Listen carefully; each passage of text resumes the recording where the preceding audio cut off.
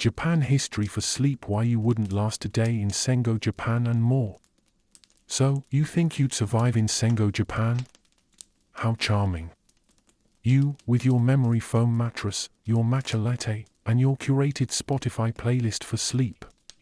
Let's drop you into the most unstable, brutal, and lice-infested era of Japanese history, and see how long your mindfulness training holds up.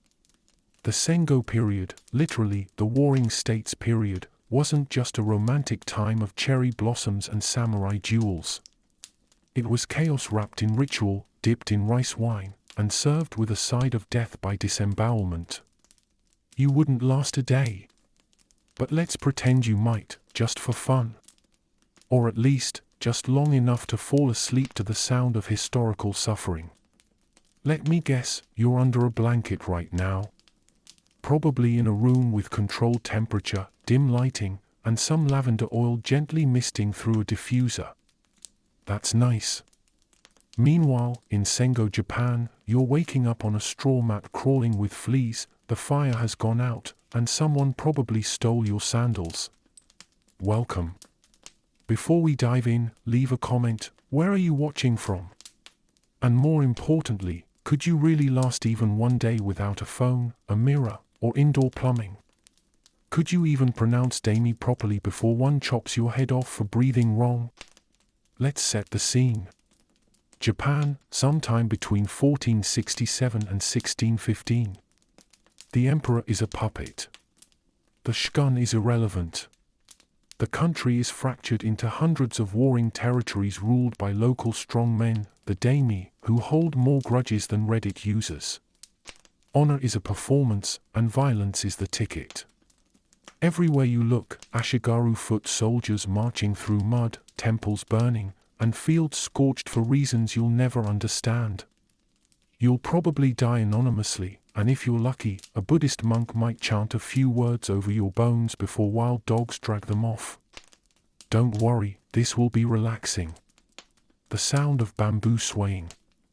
The hush of the river. The snap of a peasant's neck under the weight of an unfair tax. Breathe in. Breathe out. This is bedtime history. This isn't your typical Netflix samurai fantasy. There are no lone warriors with perfect hair fighting for love and justice. Here, samurai serve cruel lords, peasants are expendable, and women are bargaining chips traded for grain. It's not personal. It's political. It's always political. Think of this as a lullaby of suffering. A bedtime story soaked in blood, but narrated with the calm cadence of a monk folding origami. We'll hold your hand as we walk barefoot over sharp gravel into a world of back pain, fermented fish, and public executions. You're welcome. You'll learn how to sleep on a wooden pillow. How to bathe with strangers, if you're even allowed to bathe. How to eat spoiled rice and say thank you. And most importantly, how to die quietly when your usefulness has expired. You're going to love it here. Of course, there were rules. Oh, so many rules.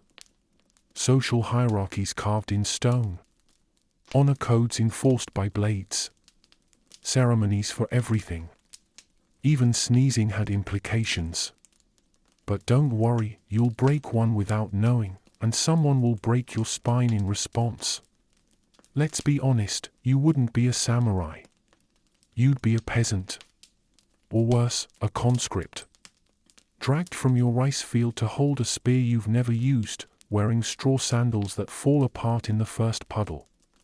You're not defending honor. You're buying time until someone better kills you.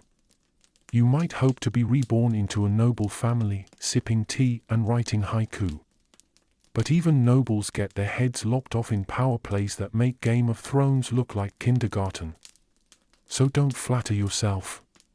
Your death will be as anonymous as your Instagram comments. And those katana you idolize?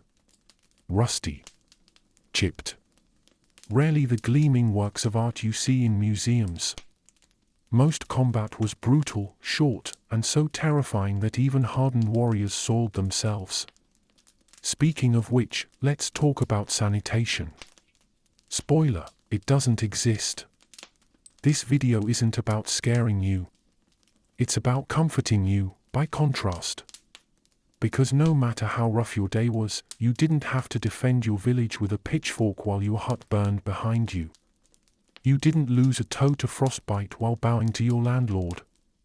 But enough preamble. You're here to sleep, right? Let the horrors of the past cradle you gently into unconsciousness. Nothing calms the nervous system quite like imagining the brutal, arbitrary violence of a world without anesthesia. We'll go step by step, from sunrise to, well, probably your untimely demise. But we'll whisper you there. One terrifying truth at a time. Starting with the very first thing you'd experience upon waking, the smells, the sounds, and the unmistakable feeling that you're not alone. Because you're not. Lice, remember? Yes, there's no tick-tock. But there are drums in the distance. War drums. Or maybe it's a funeral procession. Hard to tell. Either way, you'd better start praying, or pretending to. The kami are watching, and they don't take kindly to outsiders who can't tell a shrine from a latrine. And no, there's no coffee. There's lukewarm barley tea if you're lucky. More often, just water drawn from the same stream where someone just dumped the ashes of their ancestors. It's all very spiritual. And very dysentery-inducing. Still awake? Good. That means your anxiety hasn't kicked in yet. Don't worry. It will. We're only getting started. Sengoku, Japan is the historical equivalent of being mugged by a monk while your neighbors chant for your death in poetic verse. So settle in. Turn your pillow to the cool side. And as the fireflies glow in the rice paddies of your imagination, remember, you chose this. You clicked play. You wanted this. And now, it's too late to back out. Sengoku, Japan welcomes you. Briefly. Now close your eyes. Picture yourself in a room lit by candlelight, surrounded by paper walls that offer no protection, wearing a kimono with lice sewn into the seams. Somewhere, a flute plays. Somewhere else, a battle rages. And here, in your sleep-deprived brain, history lives. One last time before we continue, comment below and tell us where you're watching from. Bonus points if it's somewhere with indoor plumbing. You'll appreciate that more by the end. This is not just history. This is survival. Or the lack of it. Welcome to Sengoku, Japan. You awaken, not to the familiar buzz of an alarm clock, but to the shrill scream of a rooster that doesn't care about your circadian rhythm. It's barely dawn, and the cold breath of the mountain air slips through the paper-thin shiji walls. Congratulations. You've survived one night in Sengoku, Japan. Don't get comfortable, the real test begins now. The floor beneath you is tatami, not the crisp, clean kind you see in modern ryokans, but straw mats reeking of mildew and decades of sweat. You slept on a futon so thin, you're not sure if it cushioned you or simply introduced you to a new category of back pain. There's no duvet. No memory foam. Just an itchy blanket stuffed with plant fibers and the occasional rice husk. Your pillow? A wooden box filled with buckwheat husks. Yes, it's as soft and loving as it sounds. You try to shift and immediately feel the soreness of yesterday's labor crawling up your spine. Your shoulder blade clicks ominously. Congratulations, you're already 80 years old, and you're 19. You hear someone shuffling near the door. It's your grandmother, whose age no one actually knows, because birth records are as scarce as compassion during tax season. She's lived through 3 famines, 2 wars, and the death of 6 children. She's stronger than you'll ever be. Outside your cramped hut, the village slowly stirs. The sky is still a shade of indigo, but already you hear the groans of men starting fires, the slosh of buckets in the river, and the distant thud of a mallet pounding rice. You try to sit up, but the air is so cold your breath fogs in front of your face. The house has no insulation. Your only heating is a sunken hearth in the center of the floor, and guess what? It went out while you were sleeping. There's no glass in the windows, just oiled paper. And overnight, a curious raccoon dog may have tried to chew through the wall. You don't ask questions. You just deal with it. Your first sensation of the day is itching. Why? Because you share your futon not just with your siblings, but with an entire civilization of lice. And they're hungry too. You scratch your scalp. The lice scratch back. You glance at your siblings, crumbed next to you like sardines in a wooden box. Your youngest brother is drooling onto your shoulder. He's 3. He's already helping in the rice fields. Welcome to childhood. The house smells, and not of cinnamon candles. The air is filled with a pungent mix of smoke, old sweat, fermented food, and something you can't quite name. Maybe regret. You reach for your only pair of clothes. They haven't been washed in a week. Or 2. Or ever. They're made of coarse hemp, stiff as parchment, and they chafe your skin like sandpaper dipped in vinegar. As you stand, your knees crack like a tree branch in winter. You are 17, and your joints feel 70. But no one cares. There's work to be done, and the concept of mental health won't be invented for another 400 years. You glance outside and see the village elder, already carrying a bundle of firewood on his hunched back. He's 85 and still works. Retirement is a fairy tale from a different universe. The morning chill cuts into your bones. There's no hot shower, no heated towel rack, no ceramic tiles underfoot.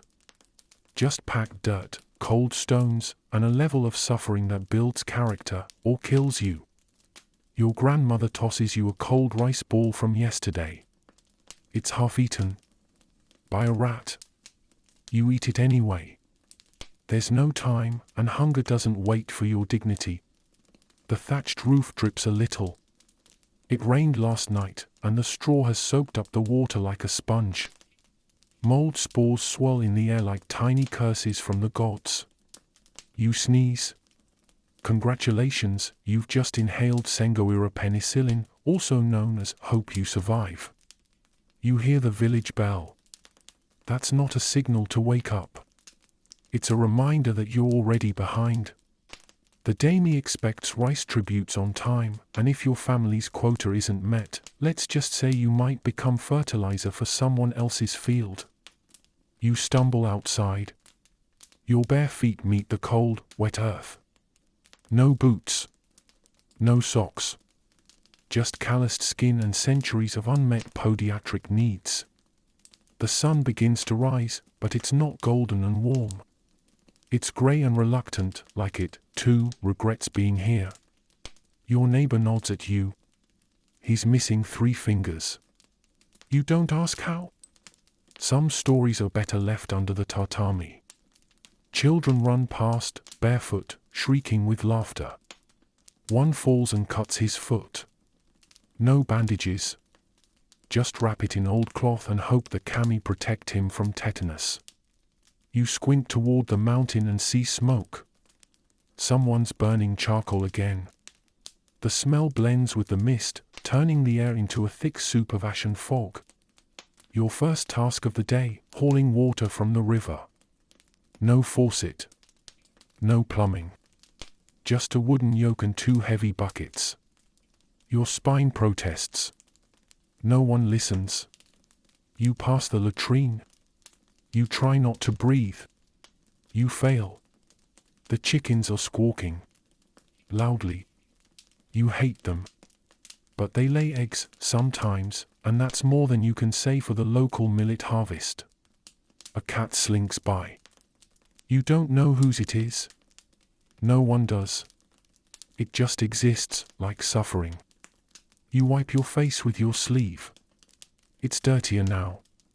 You feel something bite your ankle. Flea? Leech? The mysteries of nature are infinite, and none of them are friendly. Your teeth ache. You haven't brushed them. No one has. Your grandmother swears by chewing sticks.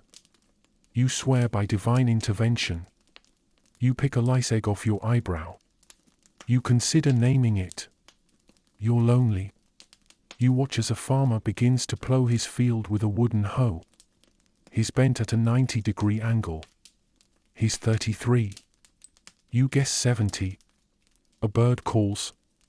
It's probably a crow. Or a soul collector. Either way, it's ominous. You accidentally step in something soft and warm. You don't look down. Denial is a useful tool. Your younger sister coughs. It's dry and persistent.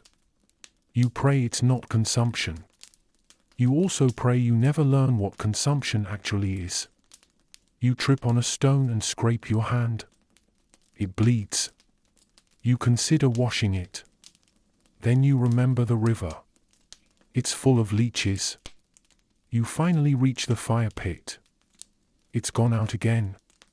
You spend the next 20 minutes trying to light damp twigs with flint. You fail. You try again. Your stomach growls. It sounds like a dying fox. You ignore it. There will be breakfast. Eventually, a samurai rides by on horseback. You bow instinctively. He doesn't look at you. You are furniture. You are dust. You are peasant. He drops a coin. You look at it. You don't touch it. You know better. A dog barks. A baby cries. A crow cackles. And the day has only just begun. You feel a familiar pressure, not the emotional kind, but the bodily kind. Nature is calling. But there's no porcelain throne awaiting you. No soft toilet paper. No tiled floor. Just a crude wooden structure at the edge of the property, standing crooked and resentful of its own existence. This, my friend, is your Sengoku-era latrine. A hole in the ground with no ventilation, no privacy, and certainly no dignity. You approach it like one might approach a demon-infested cave, with dread, hesitation, and regret. As you enter, you're greeted by a symphony of smells so aggressive they could be weaponized. The stench isn't just bad, it's historical. Laid. Centuries of fermented despair rising from below, welcoming you to the true olfactory experience of 16th century rural hygiene. There is no door. Only a crude curtain, perhaps, if you're lucky. But even that doesn't keep the flies out.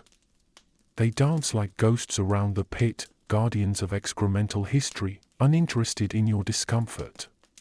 You glance down. It's not a seat, it's a hole. Just a hole. Surrounded by 2 planks of worn, worm-eaten wood. You're expected to squat, a skill that takes months to master without disaster. And even then, it's a gamble. The pit below is not empty. No, it's a bubbling stew of human waste, bugs, and decay. It breathes. It lives. It judges you. And as you squat, you realize that even this moment isn't private. Your family, neighbors, even random chickens could wander by. There is no toilet paper. No leaves even, during winter. People used what they could find, straw, bark, maybe a wooden stick. Some archaeologists have found smooth bamboo sticks used as chugi. Yes, reusable. Yes, shared. And once you're done, there's no sink. No soap. Hand washing is optional. Disease, however, is not. For peasants, this ritual happened in cramped outhouses. For city folk, it happened in daimyō, shared public toilets often near water sources, which, ironically, were also used for washing vegetables. A delicious cycle. Urine and feces were not discarded. They were collected. Valued. Bought. Human waste was fertilizer, known as night soil, and landlords often claimed it as part of tenant dues. You literally owed them your crap. And let's talk menstruation. For women, there were no pads or tampons. Old cloth rags were folded and tied with string. Washed. Reused. In winter, they froze. In summer, they attracted bugs. And during war? Just bleed and pray. If you were samurai class, maybe you had a slightly better setup. Maybe. Still a pit. Still a hole. Maybe just a decorative curtain or some carved wood around the edge. Prestige, in this case, didn't come with plumbing. Bathing after such events wasn't guaranteed. In fact, bathing happened once a week, if that. Smell was a constant. Body odor was natural. And everyone stank, so nobody really noticed. Or complained. Except you, probably. You try not to gag. But your nose rebels. The stench clings to your clothes, your hair, your memories. You realize that you miss modern bathrooms more than you miss your bed, your phone, or your favorite streaming service. Even in Buddhist monasteries, where ritual cleanliness was important, bathrooms were primitive. Monks cleaned them daily, by hand. With buckets. Imagine a life of spiritual discipline, and scrubbing communal filth. Wipe? Rinse? Not really. There were troughs. Maybe a splash of water. Most of the cleaning happened by habit and prayer. If you got sick, you got sick. And if you died, well, more rice for the survivors. In winter, the latrine was an icy tomb. Your skin stuck to the freezing wood. Your breath made clouds. And yet you had to go. Always. In summer, it was a sauna of stench, filled with buzzing insects and sweating shame. Diseases spread fast. Intestinal worms were common. And not metaphorically, literal worms, residing in your gut, feasting on your poorly cooked food and lack of hygiene. Some people lived with them for decades. Latrines often overflowed during rain. Floods could send sewage into homes, onto streets, into wells. People drank it. They didn't know better. Germ theory wouldn't arrive for centuries. Until then, it was just bad luck. You dream of a flush. A simple button. The whoosh. But there's no porcelain here, only wood, rot, and routine. And as you step out, relieved yet traumatized, you see someone else waiting to go in. They nod. You nod. It's a silent brotherhood of misery. Children were not exempt. They used the same latrines. Often without guidance. Accidents happened. Falls happened. Deaths happened. Yes, people fell into pits of waste and suffocated. There were no safety rails. Cleaning the latrines? A job. Someone had to do it. Night soil collectors roamed cities with buckets and carts. Paid in rice or coin. Respected? Not exactly.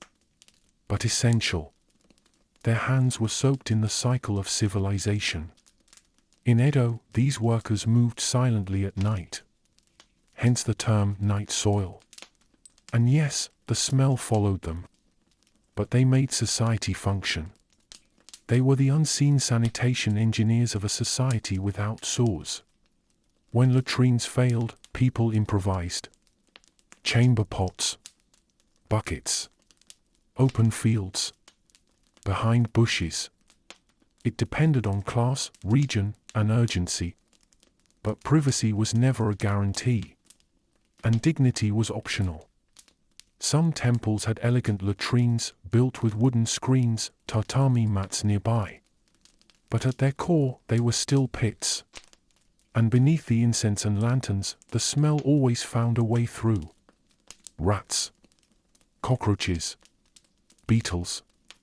All lived inside these latrines. They thrived. Some even climbed up. Imagine squatting in the dark, and something brushes your leg. Was it a leaf? Or your worst nightmare? Modern bidets? Unimaginable luxury. Sengo Japan had rough cloth, sticks, or, if desperate, hands. You rinsed in a river, prayed to the gods, and hoped the smell wouldn't linger. Toilets were gender neutral. Everyone used the same pit. There was no dividing line between masculine and feminine despair. Just shared misery, and maybe a rooster watching curiously nearby. Public toilets weren't free. In cities, some were owned by merchants or landlords. You paid a small fee. And if you didn't pay, well, there were bushes. But then again, that carried its own risks. Peeing in the woods was common. But even then, wild animals lurked. Boars, snakes, ghosts, according to local law. You didn't linger. You relieved yourself and moved fast, before something relieved you of your life. In high society, elegant, portable toilets existed. Essentially buckets with lids, sometimes perfumed with incense. But again, the waste went somewhere, often carried by servants who you hoped were paid well.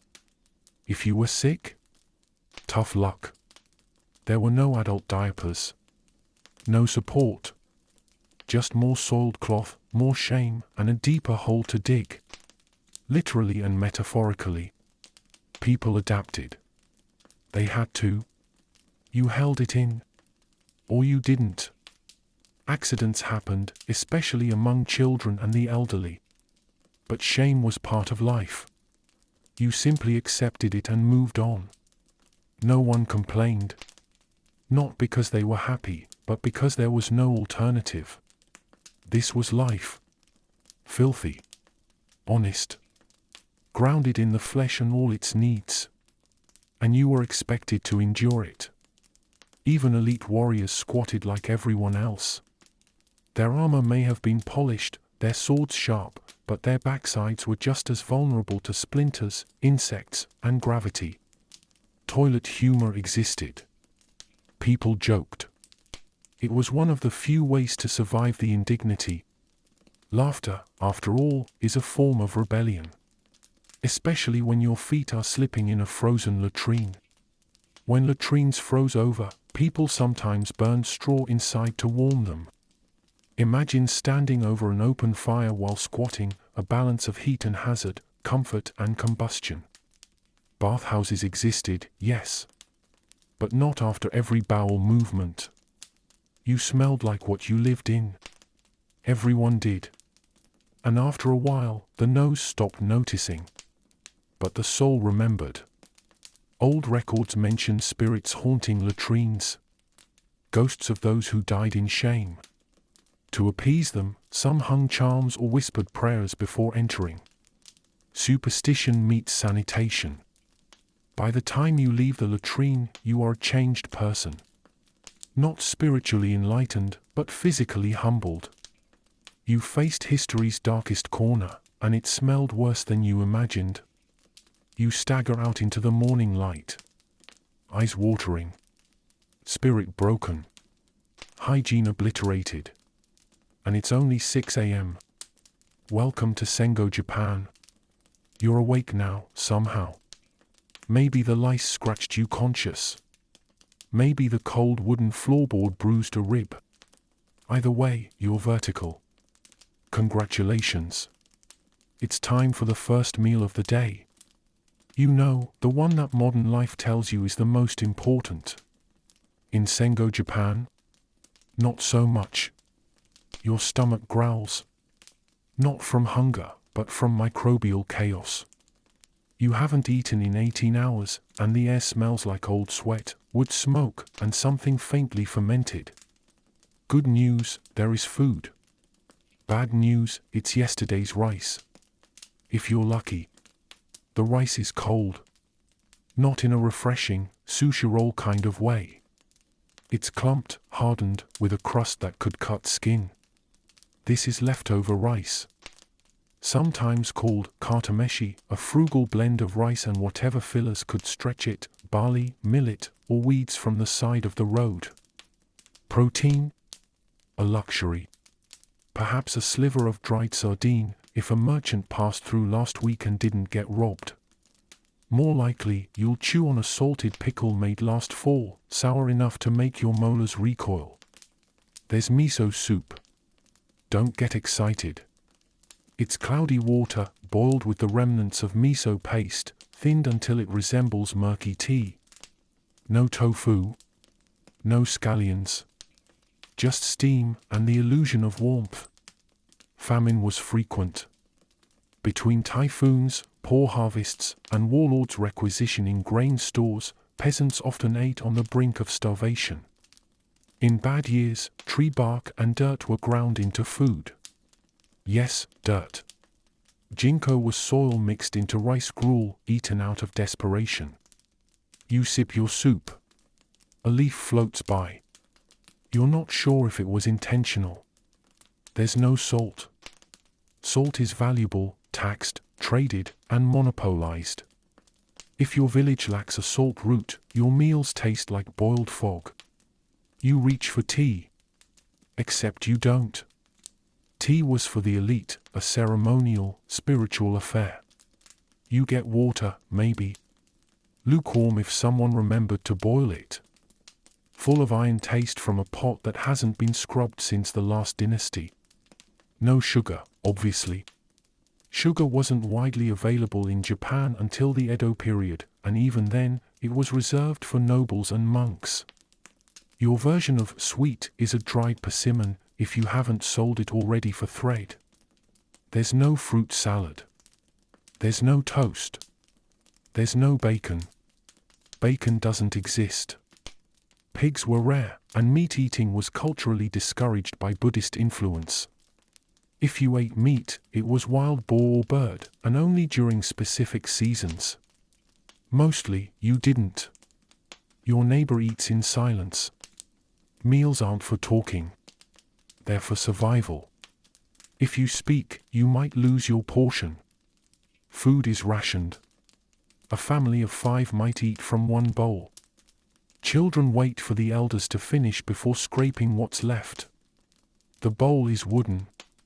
Not because it's eco-friendly, but because pottery breaks and costs too much. Spoons are your hands. Chopsticks. Maybe, if your village had enough wooden time to whittle them. Otherwise, fingers work just fine. Hygiene? That's tomorrow's problem. You chew slowly, because there's not much. You chew fast, because someone else might take it. Welcome to the contradiction of survival. There's no refrigerator.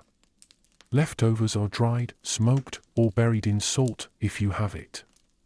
Occasionally, a special event means rice cakes, mochi. But pounding mochi takes time, strength, and glutinous rice.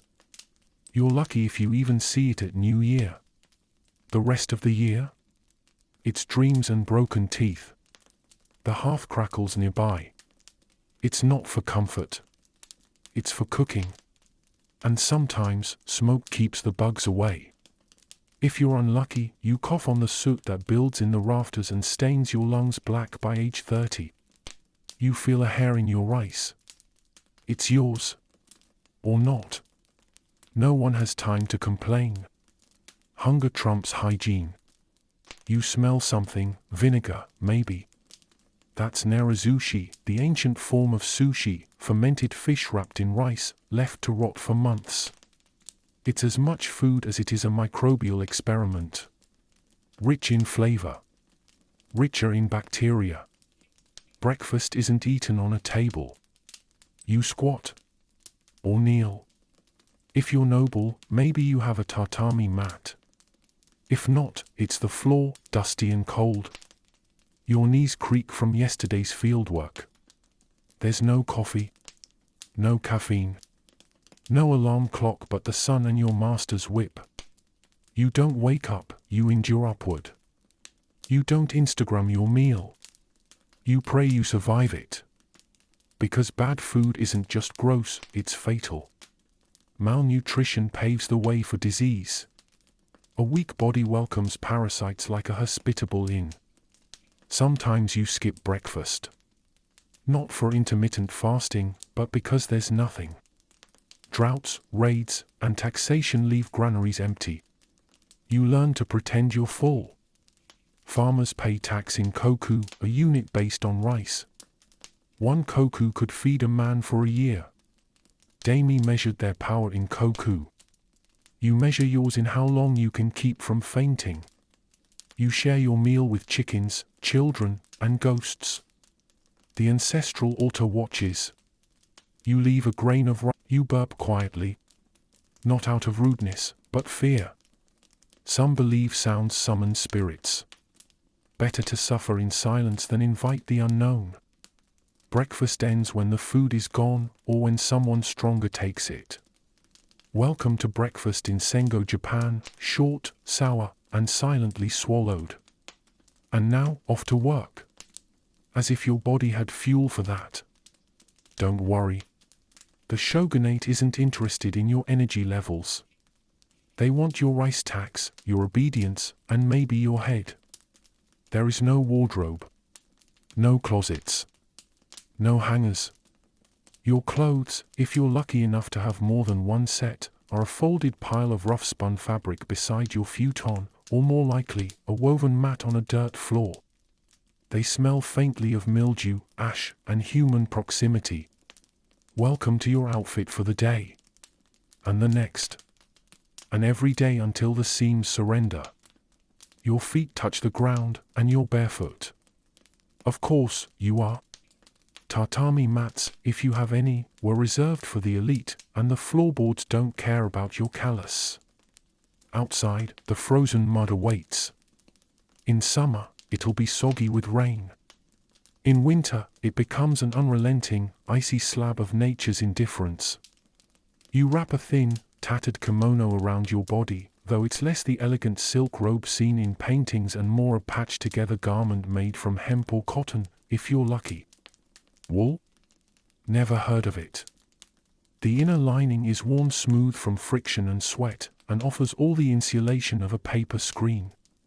Underneath, if you're male, you're probably wearing a fundoshi, a loincloth tied around the hips, tucked between the legs, and yes, it's as comfortable as it sounds. It rides up. It chafes. And you'll be wearing it while working, sweating, running, and occasionally fighting for your life. There's no such thing as underwear in the modern sense. No elastic. No breathable fabrics. Just cloth. You might rinse it in the river once a week if time allows, but otherwise, you and your fundoshi are in a long-term, increasingly intimate relationship. If you're a woman, your clothing isn't much better. Layers of thin, rigid cloth, maybe a kosode if your family isn't destitute, and a sash to keep it all in place. No bras, no padding, no warmth. Just your skin, the wind, and a daily prayer that it doesn't snow. The weather doesn't care about your social status. Typhoons in the summer. Bone-cracking cold in the winter. And rain, always rain. The kind that soaks your robe and doesn't dry for days. There's no Gore-Tex, no umbrellas unless you're wealthy, and even then, they're made of paper. Your only real protection from the cold is layering, and most peasants can't afford enough layers to matter. So you do what everyone else does, hug your knees, breathe into your sleeves, and pretend you can feel your fingers. There's no insulation in your home. The walls are wood. The doors are paper. Your ceiling is an agreement with the wind, and the draft comes and goes as it pleases. When the cold creeps in, there's only one source of heat, a hibachi, a small charcoal brazier that might warm a single hand if you bake it nicely. There is no central heating. No space heater humming by your feet. No warm bath to crawl into at the end of the day. There is only the shared body heat of your family and the persistent hope that winter will pass quickly, which it won't. Shoes? If you can call them that. Waraji, straw sandals tied to your feet with rough string. They fall apart after a few weeks, slip on wet ground, and absorb every foul thing you step on. They are the foot equivalent of despair. The samurai, of course, wear more elaborate outfits. Armor layered over hakama trousers, with elaborate clan symbols stitched in. But don't envy them. Armor is heavy, restricts movement, and does little to stop infection when an arrow finds its mark. And while we're on envy, remember that the poor didn't have access to dyes. Most clothing is the color of dirt. Literally. If you see someone in bright indigo or crimson, they're either rich, important, or about to become a target. Raincoats. Those are for couriers, monks, and the very lucky. Made from daimyō, straw capes, they work decently, until they're drenched and begin to smell like compost. Which is immediately. When summer arrives, your sweat will cling to you like a second skin. There's no relief, no fan, just the occasional breeze through a slatted window. At night, you lie awake, itching mosquito bites and hoping the cloth against your skin doesn't mold. Your sleeping kimono is the same as your daily one, just flipped inside out, if it hasn't rotted through. There's no drawer full of fresh pajamas.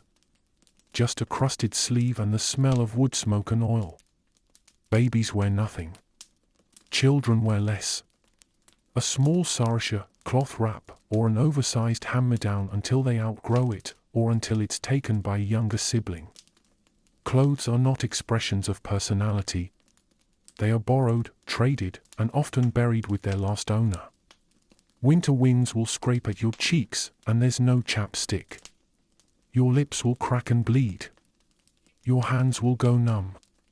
But the day's labor doesn't wait for your frostbite. You tie your sash tighter and pretend not to shiver.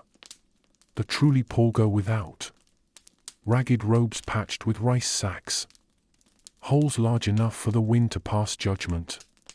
And no one helps, because they have nothing to spare. Warmth is a privilege, and suffering is communal.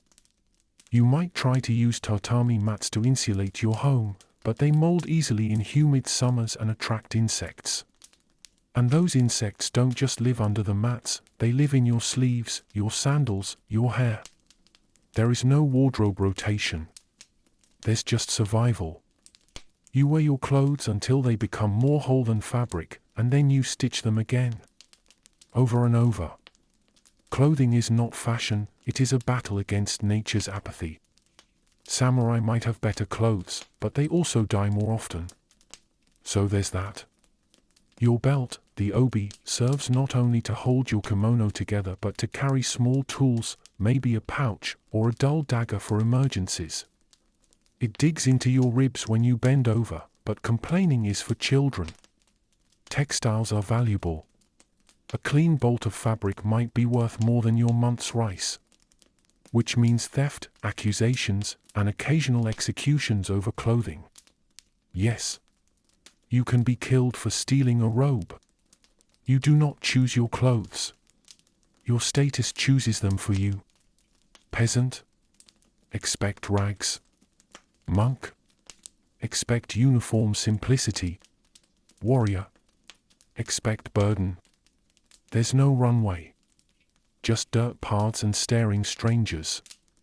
Sengoku Japan isn't about looking good. It's about not dying from exposure. Washing clothes means boiling water over fire and scrubbing fabric with your hands. There's no detergent. Just ash, sand, and prayer. And when you finish, you hang your robes in a field of smoke and hope the crows don't steal them. Parasites thrive in seams and collars. Lice are not a maybe, they are an inevitability. The scratching becomes background noise, like the sound of crickets or the wind through broken roof tiles. You will wake up itchy. You will go to sleep itchy. You will die itchy. If you're part of a clan, your kamen, family crest, might be stitched on your sleeve, a reminder of duty, shame, or both. If you're a nobody, you have no crest. Just dirt and anonymity. You envy the noble ladies who bathe in perfumed water, wear embroidered sleeves, and sip tea in warm rooms. Then you remember their role is to produce heirs, obey fathers, and die quietly. Maybe dirt isn't so bad. Your robe doesn't protect you from the wind, but it does hide bruises from yesterday's labor. That's something, at least. If you work in the fields, the mud will cling to your hem like memory. You carry it from morning to night. You beat it out with a stick and it returns with the rain. In war, clothing is stripped from the dead before the body cools. Soldiers scavenge for sandals, sashes, anything usable. If you die in silk, you die in vain. If you survive a year, your robe tells a story of famine, frost, heat stroke, and hope. Each stain is a diary entry. Each tear a prayer. When you see a samurai in polished armor, remember, beneath that breastplate is the same itchy, freezing, miserable soul as yours, just with better calligraphy. And when winter returns, as it always does, you huddle in your thin layers, clutch a cup of cold rice water, and whisper to the wind, maybe next year will be better. But it won't. Bathhouses were a shared experience. And by shared, we mean all bacteria too. Communal water rarely changed. Warm, yes. Clean, no. Diseases like eczema or scabies spread like rumors in a village. No one talked about them. Everyone had them. Women after childbirth often developed skin infections. There was no sterilization. No postpartum care. Just blood, cloth, and pain. Some monks practiced cleanliness, but that was spiritual, not hygienic. The peasant version was more like a seasonal wish. You never examined your skin with a mirror. You couldn't afford a mirror. Your reflection was river water, and even then, you didn't like what you saw. Splinters were common. You stepped on them, sat on them, carried them inside you for months. And if it turned into an infection, you prayed it didn't reach the bone. Fungal infections thrived. Moist, dirty environments and constant walking made athletes' foot a lifestyle, not a condition. No antibiotics. If you had pus, you lived with it. If it smelled bad, others moved further away. Social distancing, Sengo style. Some would try herbal pastes. Made of mugwort, crushed garlic, or rice wine. Sometimes it worked. Mostly, it just burned. Leeches were used by some as healing. You let them suck your blood in hopes that the spirits would take your illness. The spirits never answered. And then there were boils so bad they named them. The Red Mountain. Oni's Kiss. Not medical terms, just dark poetry. You didn't drink enough water to help your skin. And what you did drink was sometimes filled with more parasites than hydration. The elderly were often covered in open sores. Bedridden and forgotten, their skin cracked like old bark. No creams. No comfort. Facial disfigurement was not rare. From fire, from disease, from beatings. You carried your face like a mask of your past. Nails broke, split, and turned black. You didn't cut them. You chewed them. Or let the dirt wear them down. Your skin was a diary of suffering. Every scar a sentence. Every sore a chapter. And no one wanted to read it. But in Sengo Japan, beauty was not a priority. Breathing was. And even that came with its own complications. Because sometimes you'd wake up with a boil in your throat, or a tongue so swollen from infection that you couldn't eat. But still, no one pitied you. Because this was not a world of pity.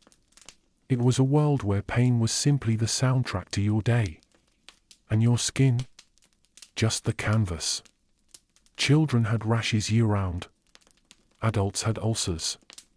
Elders had faces carved with more lines than a rice paddy. No skin routine. No moisturizer. Just exposure and time. Sunburns were severe. Umbrellas and shade were not for you.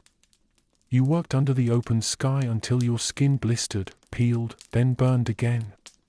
A cycle of pain and repetition.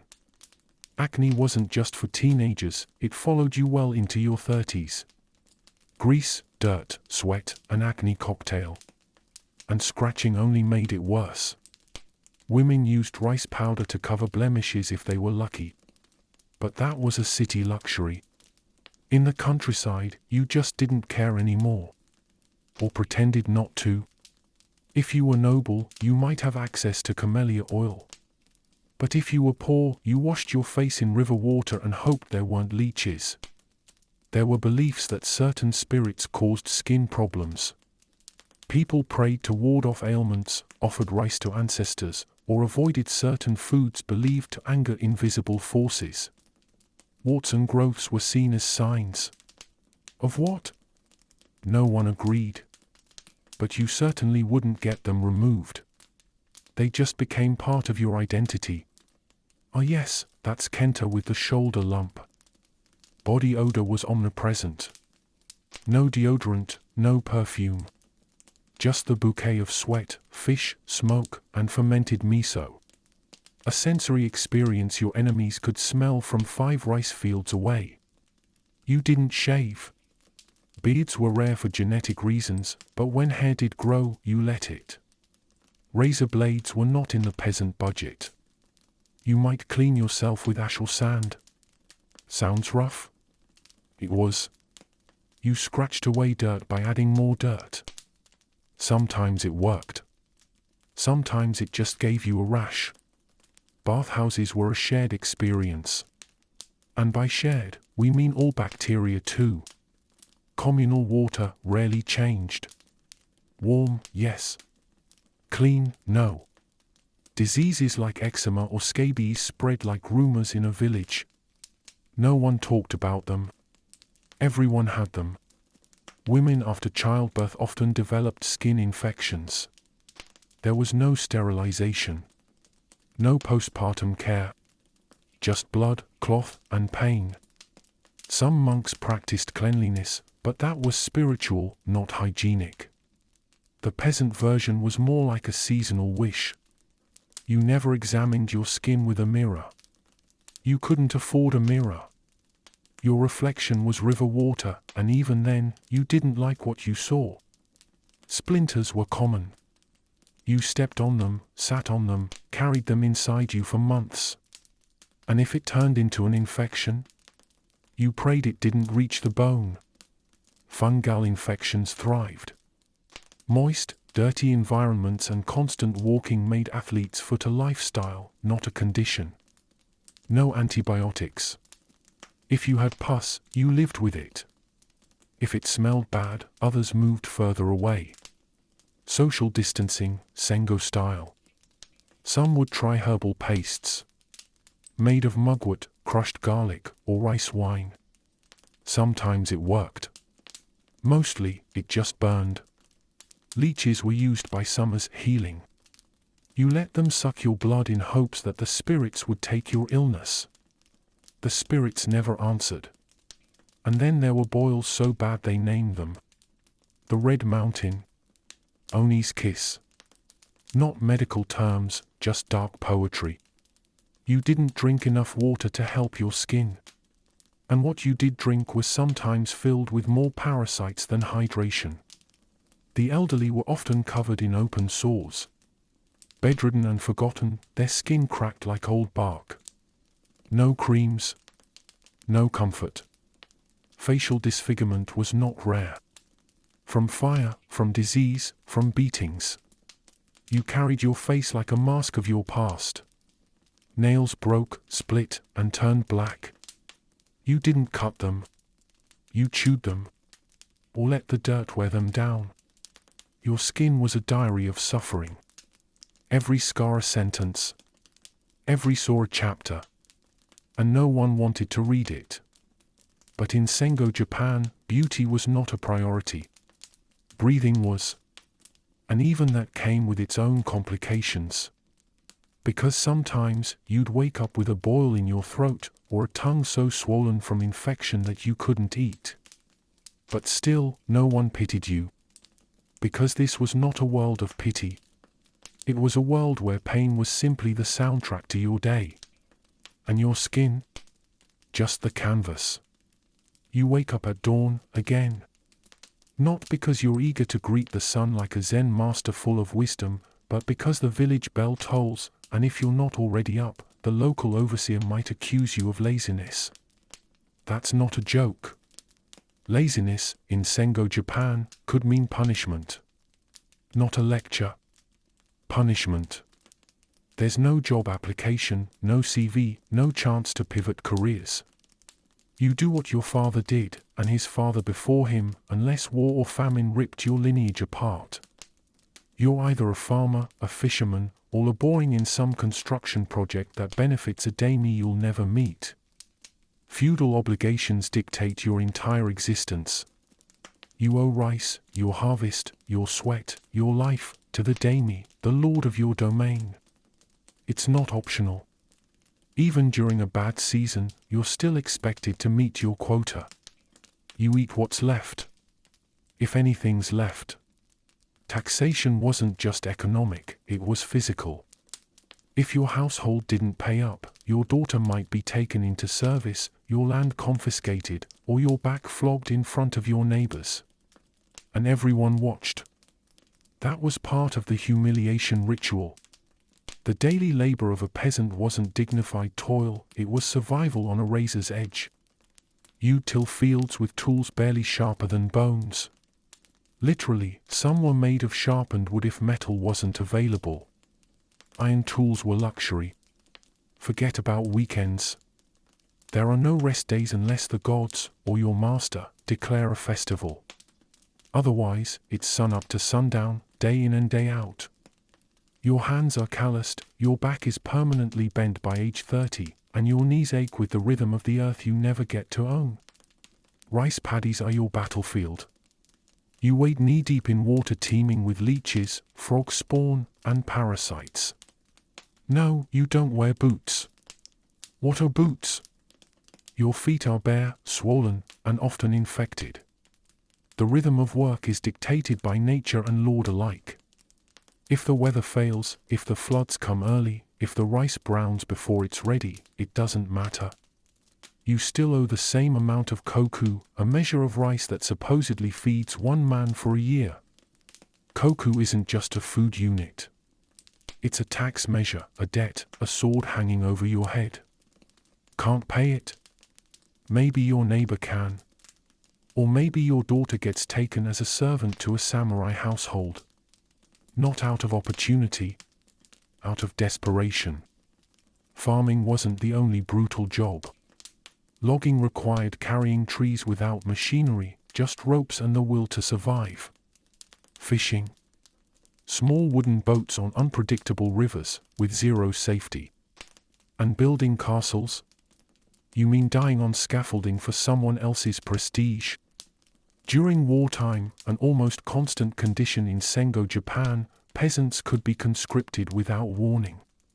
You could be in your field, hoe in hand, when a soldier orders you to drop everything and march to some distant province you've never heard of. What happens if you protest? At best, a beating. At worst, execution as an example to others. Public punishment kept everyone obedient. You didn't need law books when you had public floggings and severed heads on display. Women weren't spared from labor. They managed farms alone while their husbands fought. They raised children, cooked, sewed, and worked the fields, often pregnant and barefoot. There were no maternity leaves. Only leaves to give birth under. Children weren't children, they were future laborers. As soon as they could walk, they carried buckets, scared birds from crops, and fetched water. No, there were no playgrounds. Just more mud.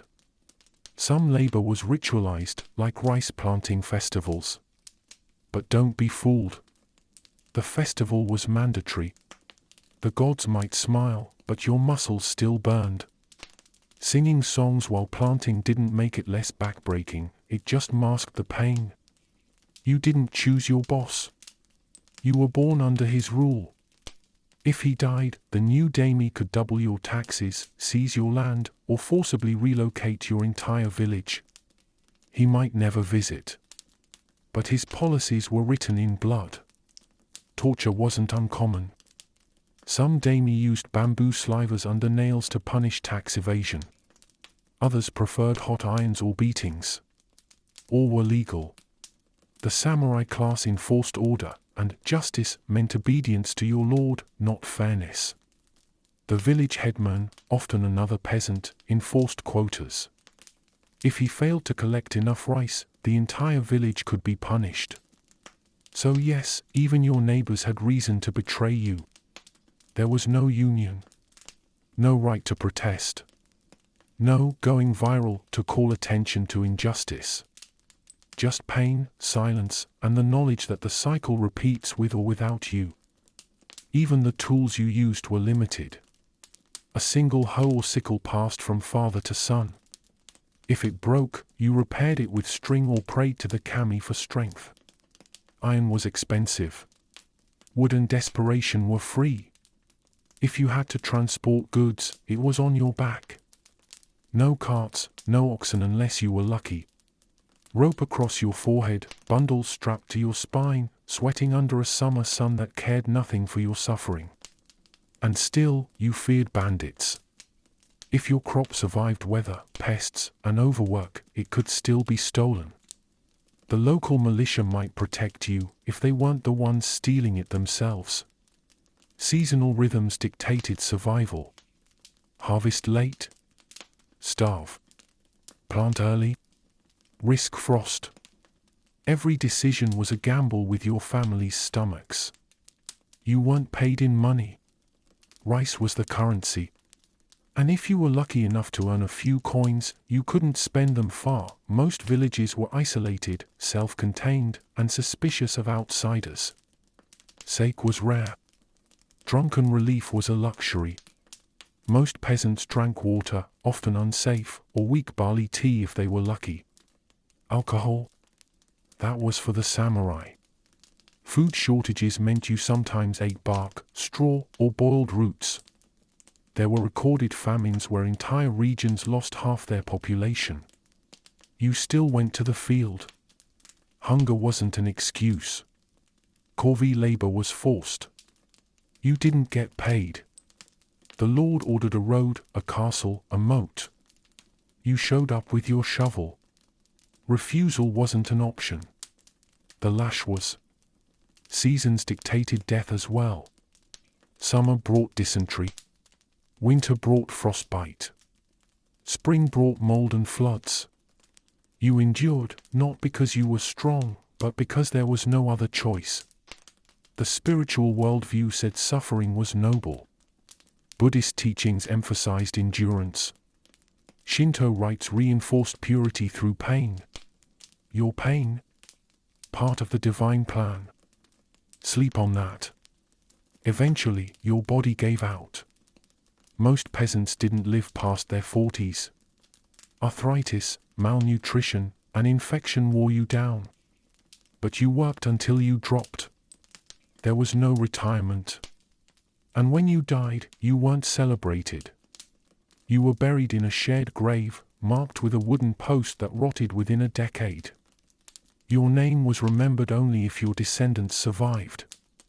So when you wake up in the middle of the night in your modern bed, pillow fluffed, AC humming, and complain about your job, remember, at least no one flogs you for being late. This was labor in Sengoku, Japan. And yes, you wouldn't last a day. You were born screaming, probably in a one-room house where your mother labored alone or with a midwife who didn't wash her hands, not because she was neglectful, but because germ theory hadn't been invented. Your first sight was a paper-thin wall, a dirt floor, and the panicked face of a woman hoping you'd survive past your 5th birthday. Spoiler, many didn't. No one filmed your birth. No one handed out cigars or posted your weight on Facebook. Your arrival was more of a cautious sigh than a celebration. Because childhood in Sengoku, Japan wasn't a phase, it was a race against malnutrition, disease, and the looming threat of war. A cute kimono didn't change that. Your name wasn't even permanent. Infants were often given temporary names until they lived long enough to deserve a real one. The reasoning was pragmatic. Why name something that might not last a season? Emotional detachment was a survival mechanism, not cruelty. Forget toys. Your playthings were sticks, pebbles, or the occasional piece of straw twisted into something that resembled fun. There were no plush dolls, no wooden swords carved with love, unless your father had time, which he didn't, because survival doesn't come with lunch breaks. By the time you could walk, you were already working. Not helping, working. Fetching water, carrying wood, scaring crows from rice fields. Your reward wasn't praise, it was not getting scolded. Or hit. Corporal punishment was not only common, it was encouraged as a teaching tool. You had no privacy. The house was a single room, maybe two if you were lucky. Everyone slept, ate, and defecated in the same cramped space. You could hear your parents at night, and they could hear you cry. There was no such thing as innocence. Only growing awareness. Education? Only if you were from a samurai family or destined for the Buddhist temple. Otherwise, your curriculum was survival, how to carry water without spilling, how to bow correctly, how not to anger the local lord. These were your subjects. Graduation meant you weren't dead. If you were a boy, you might be trained to fight. Not like in anime, more like being handed a bamboo pole and shown how to stab a sack of straw while being yelled at. If you were a girl, you were trained to obey, cook, and marry. Childhood dreams? They weren't invented yet. Illness was a constant shadow.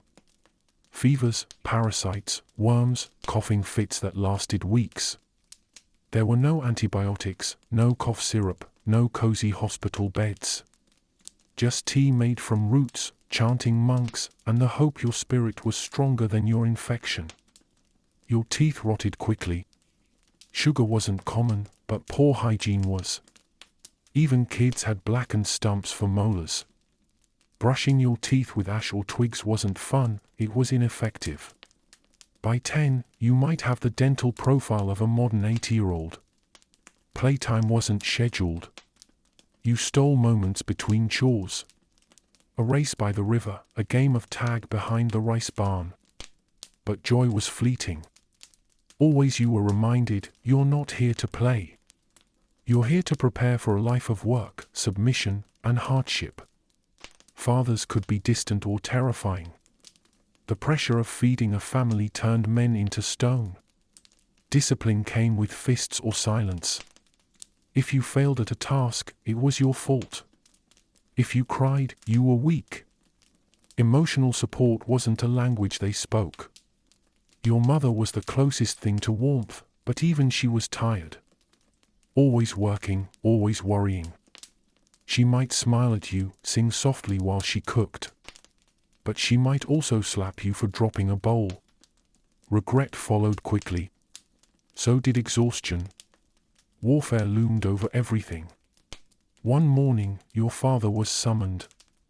You watched him leave with a spear, and you didn't know if he'd return. You learned not to ask. You learned how to keep moving when someone disappeared. If you were a samurai child, the pressure was worse. Discipline was absolute. You trained with weapons, learned to quote Confucian texts, and practiced bowing until your knees bruised. Your purpose was service. Emotion was a weakness. Compassion? Only in death poems. Childhood was not protected. There was no concept of letting kids be kids. You were an adult in training. And if you didn't toughen up fast enough, life, or your elders, would toughen you. You didn't own anything. Your robe was hand-me-down, patched with cloth from dead siblings or cousins. Shoes were rare. Most kids were barefoot, their soles calloused and cracked. A splinter could turn into an infection. A cut could mean fever. Death. You slept on straw mats beside your siblings, covered in one thin blanket. Lice were your constant companions. You itched in your sleep, woke with bites, scratched until you bled. No creams. Just endurance. Your future was decided before you could talk. If you were a peasant, you'd remain one. If your family owed debt, you might be sold into service. If a famine hit, you might be given away to another village or abandoned entirely. Yes, that happened. Festivals brought brief joy, lanterns, drumming, and dancing. But you had to help prepare them, grinding rice, carrying firewood, dressing elders. Even celebration required labor. And if you got sick afterward, the gods were punishing you. Superstition shaped your early years. Spirits lived in trees, rivers, and shadows. You learned to bow at shrines, to fear foxes, to whisper thanks to the firewood. Some spirits protected, others punished. Childhood was spiritual roulette. You didn't get birthdays. There were no candles, no cake. Aging was counted in seasons, and your only gift was survival. If you were especially lucky, your name was added to the family ledger. Not your voice, just your name. You were taught to bow before speaking, to lower your eyes, to listen before thinking.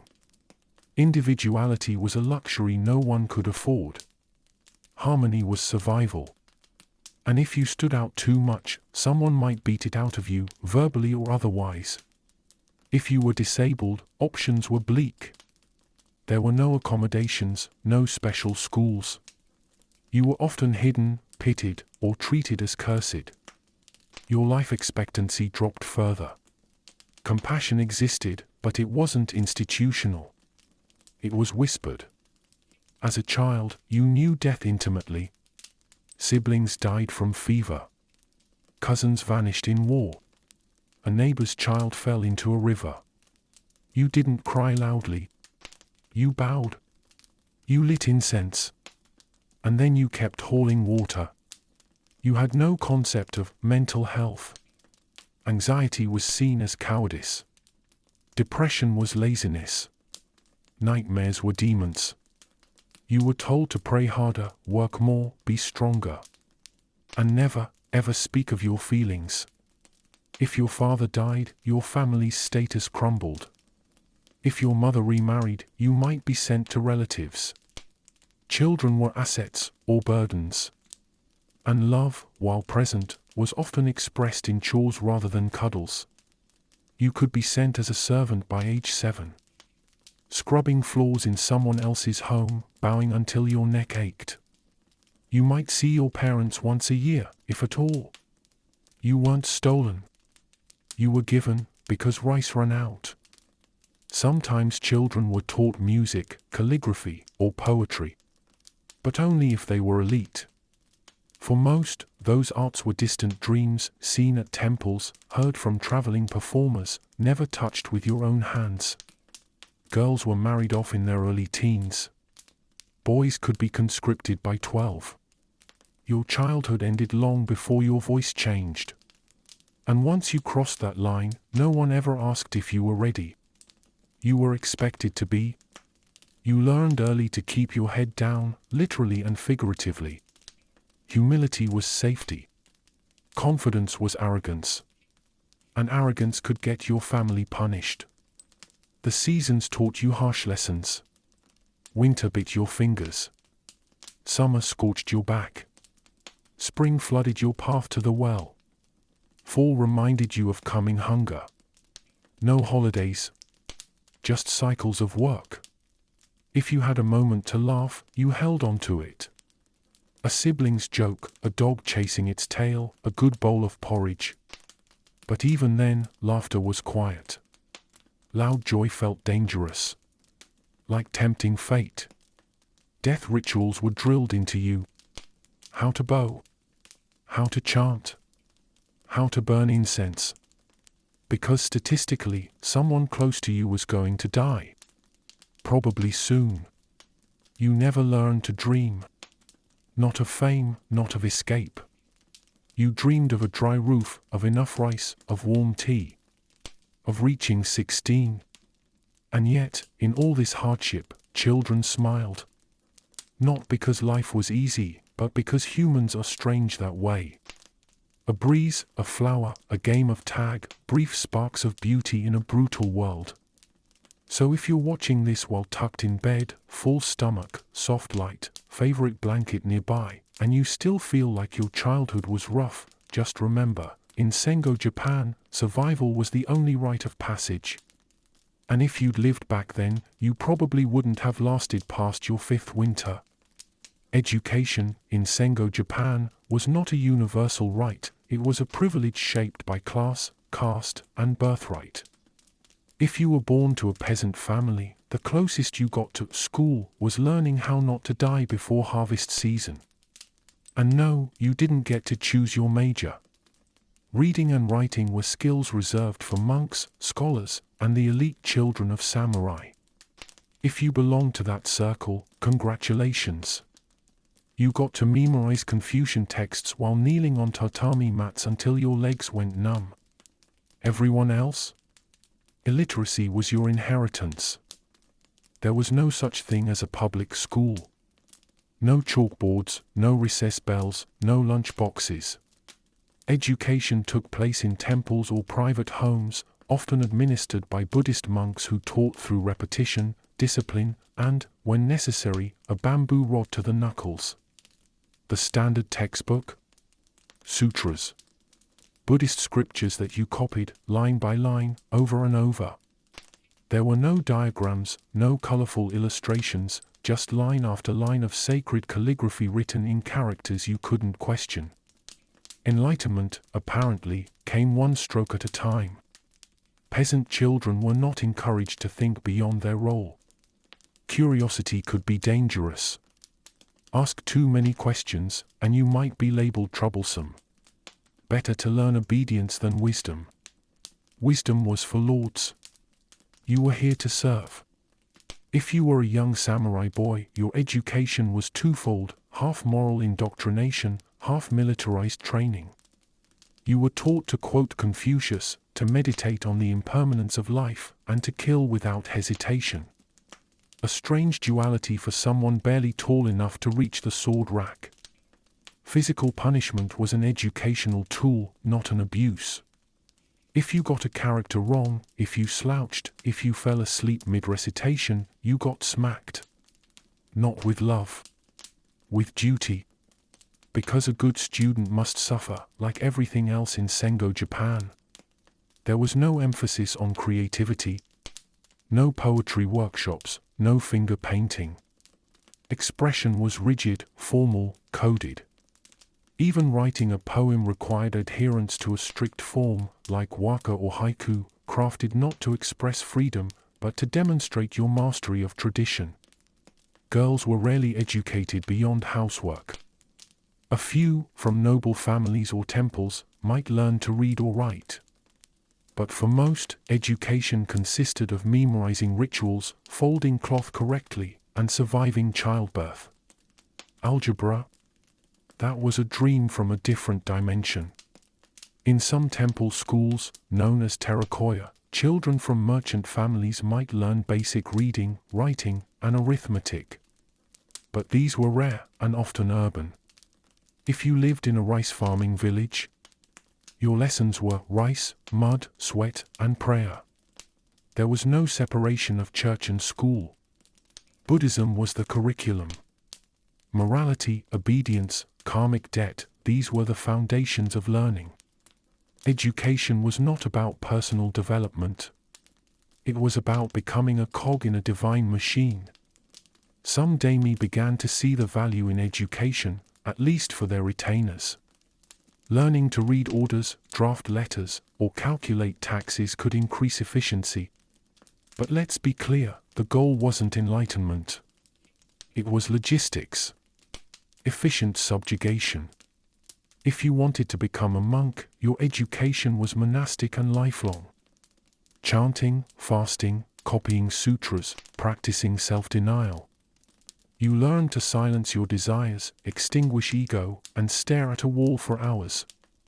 Graduation came in the form of death with dignity. There were no degrees, no diplomas, no ceremonies with caps and gowns. If you passed your exams, your reward was permission to keep studying.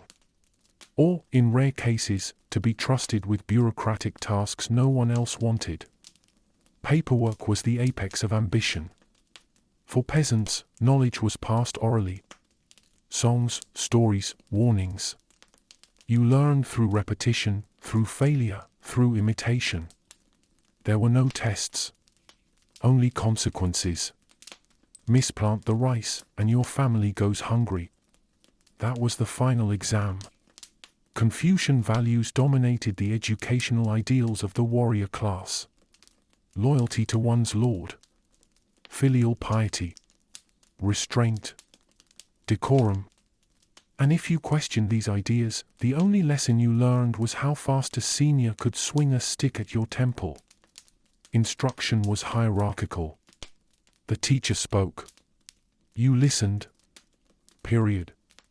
There were no group projects, no classroom debates. To speak out of turn was to risk shame, or worse. Silence was the sign of a good student. Obedience was the measure of success. There was no homework, because all work was homework. If you weren't reciting texts, you were sharpening tools, fetching water, preparing rice, or praying for mercy from the landlord. Education was squeezed in between chores and punishments. Writing implements were precious. Inkstones, brushes, paper, they weren't lying around waiting for doodles. A single mistake on a copied sutra could require you to start the entire page again. Erasers? No. Just frustration and repetition. Some elite children studied Chinese classics, since much of Japanese scholarly thought was borrowed, adapted, and refined from Chinese philosophy. But understanding it wasn't enough. You had to revere it. Questioning the classics was like spitting in the wind, except the wind was your teacher's palm. Music, dance, and art were taught in aristocratic circles, but not for joy. These were tools of courtly decorum, meant to impress allies and shame rivals. A wrong note wasn't embarrassing, it was dishonorable. Creativity lived under the shadow of perfection. Education was not a path to social mobility. It was reinforcement of your place. Knowing your duties, understanding your shame, practicing restraint, these were virtues. Knowledge was a mirror, not a ladder. In warrior households, boys learned strategy through board games like Go or Shogi, ancient forerunners to chess. But again, not for fun. These were drills in foresight, calculation, and control. Losing taught humility. Winning taught silence. Language was formal, layered, stratified. You had to speak differently to your elders, your lord, your peers. A misstep in diction could insult someone powerful. So children learned early how to bend their tongues around the social hierarchy. Education wasn't just about the mind, it was about posture. How you walked. How you sat a day. How you bowed. A student who couldn't hold a straight back was considered spiritually crooked. Discipline wasn't taught, it was engraved. Some schools taught onmid, a mix of cosmology, magic, and astronomy, blending Daoist elements into Japanese culture. But this was rare, elite, and secretive.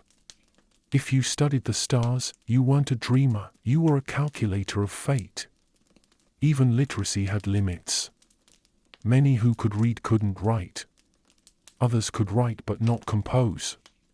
Education was fragmented, practical, and brutally efficient. There was no room for indulgence. Only obligation. If you failed at your studies, shame followed. Not just yours, your family's. Education was communal honor, not personal ambition. Mediocrity was a sin, and brilliance was a duty. Girls, if taught at all, learned kana, phonetic syllabary. Easier than kanji, but also a reminder of status. Men wrote with power. Women wrote with elegance. And when their letters were ignored, that was considered proper. Apprenticeships were common, learning a craft by watching a master. This was less education and more endurance. You swept floors, fetched tools, and absorbed skills through osmosis. Complaining was forbidden. Questions were a luxury. If you showed promise, you might be sent to a larger town to study. This wasn't opportunity, it was exile. You slept on mats, ate thin soup, and lived under constant supervision. Homesickness wasn't treated. It was dismissed. Even among the learned, books were few. Most were copied by hand, wrapped in cloth, and treated like holy relics. Reading was a ritual, not a hobby. Pages crackled with reverence, not amusement. There were no libraries in villages. No study lounges. No cafes with free Wi-Fi. A scholar read by candlelight, squinting through smoke, wrapped in blankets against the cold. Wisdom came bundled with back pain. Students memorized the Analects, the Book of Rites, and moral poems, not for inspiration, but for recitation. If you couldn't quote a passage verbatim, you were deemed unworthy. Understanding was optional. Precision was divine. Samurai were expected to be literate. Peasants were expected to be invisible. That's not a metaphor, it was state policy. An educated peasant was a threat, like a blade wrapped in rice paper. Even temple education was conditional. If the temple lacked funds, instruction stopped. If your teacher died of plague or war, your schooling ended mid-sentence. Learning wasn't stable, it was fragile. Philosophy focused on acceptance, not rebellion. You learned about suffering, impermanence, duty. Not dreams, innovation, or self-fulfillment. Enlightenment was obedience polished to perfection. There was no graduation party. No cheering crowd. No proud family holding flowers. Just more responsibility. If you did well, you were promoted to more suffering. Education was the preview to servitude. So next time you complain about homework, just remember, in Sengoku, Japan, education was a ladder with broken rungs, if you were lucky enough to find the ladder at all. Being born a woman in Sengoku, Japan was like drawing the shortest straw in a field of already short straws. Your life wasn't your own. Your choices were not between good and bad, but between bad and worse, and sometimes between rice and death. From the moment a girl took her first breath, her value was weighed against dowry potential, marriage strategy, and how well she could carry water on her back. If she survived childbirth, she was already ahead of the curve. That was the victory. Girls were trained early in housework, ritual, and submission. Education was optional, obedience was not. Her first words were less likely to be mother or father and more likely to be yes or forgive me. Most women's names were never recorded.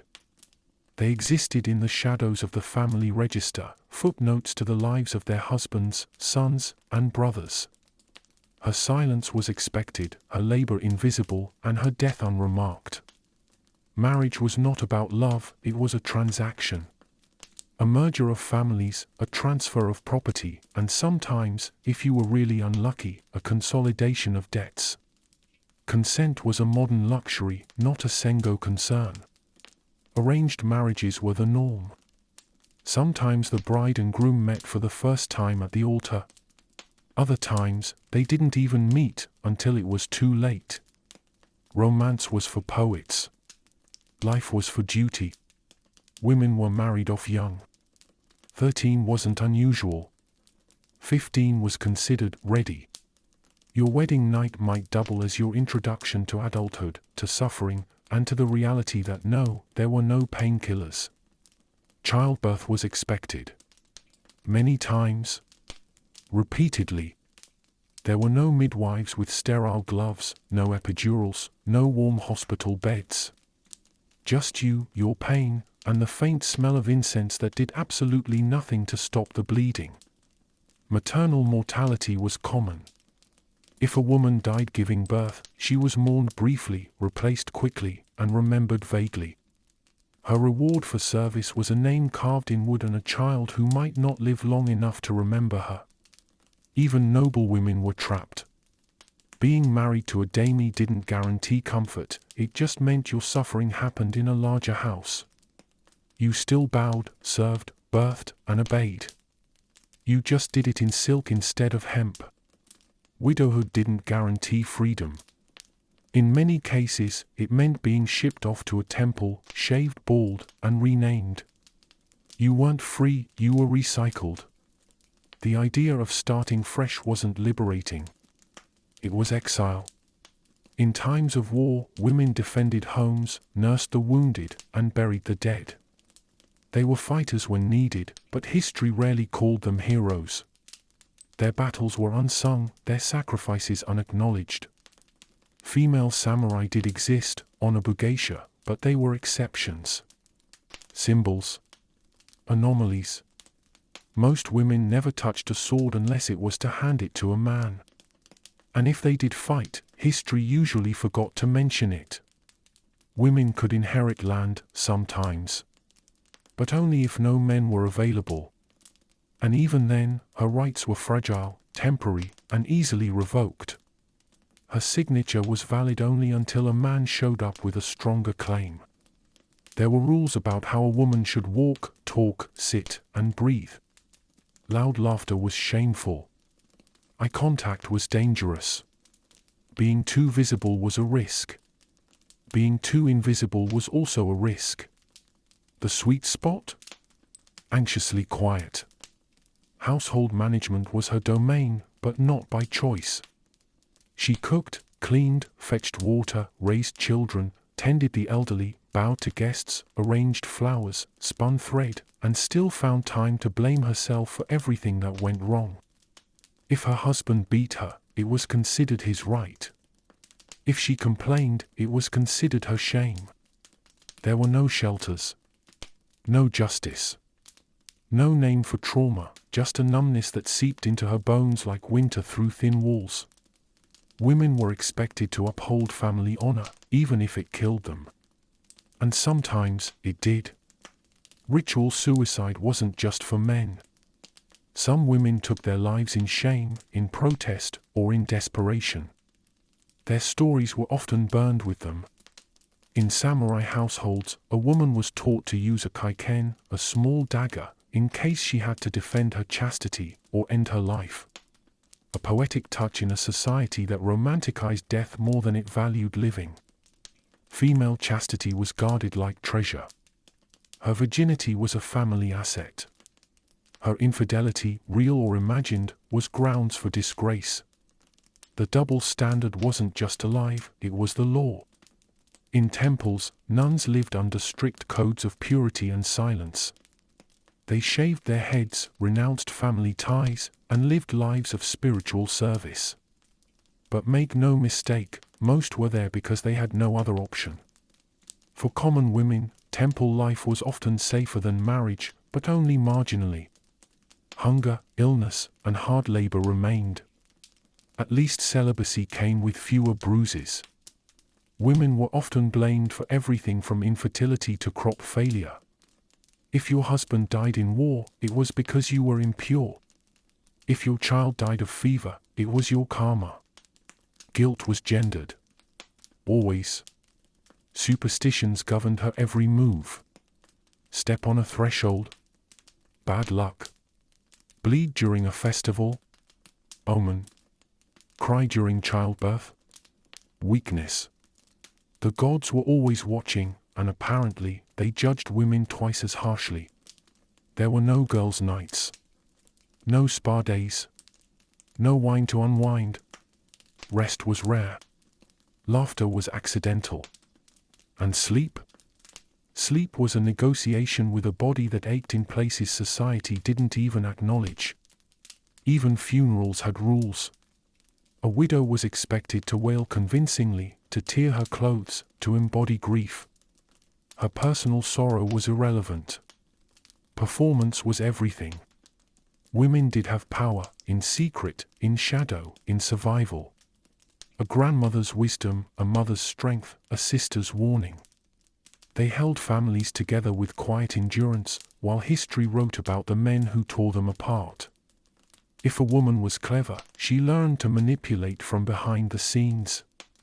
Influence a son, whisper to a husband, advise a lord. Her power was indirect, undeniable, but that power came with risk. Be too wise, and you were called a witch. Too independent, a whore. Too vocal, a threat. The line between respect and suspicion was as thin as a thread spun from silence. Women weren't allowed to participate in politics, but they felt every consequence. When borders shifted, armies marched, or rice taxes rose, it was the women who scavenged, bartered, rationed, and consoled. Even their religious expression was limited. A woman's prayer had to be humble, submissive, and apologetic. Her faith was supposed to be soft, like her voice. Loud faith was masculine, or dangerous. Clothing was a trap. Her kimono signaled her class, her family, her availability. Layers and sashes dictated how she moved, how she sat, how she slept. Her own skin was never hers to reveal. Makeup was more ritual than vanity. White face powder, blackened teeth, shaved eyebrows. Each choice carried symbolic weight. Beauty wasn't for self-expression, it was for social alignment. If she aged, she became invisible. If she didn't bear children, she was defective. If she bore too many, she was cursed. No version of womanhood escaped scrutiny. Not even silence. There were rare exceptions, poets, calligraphers, musicians.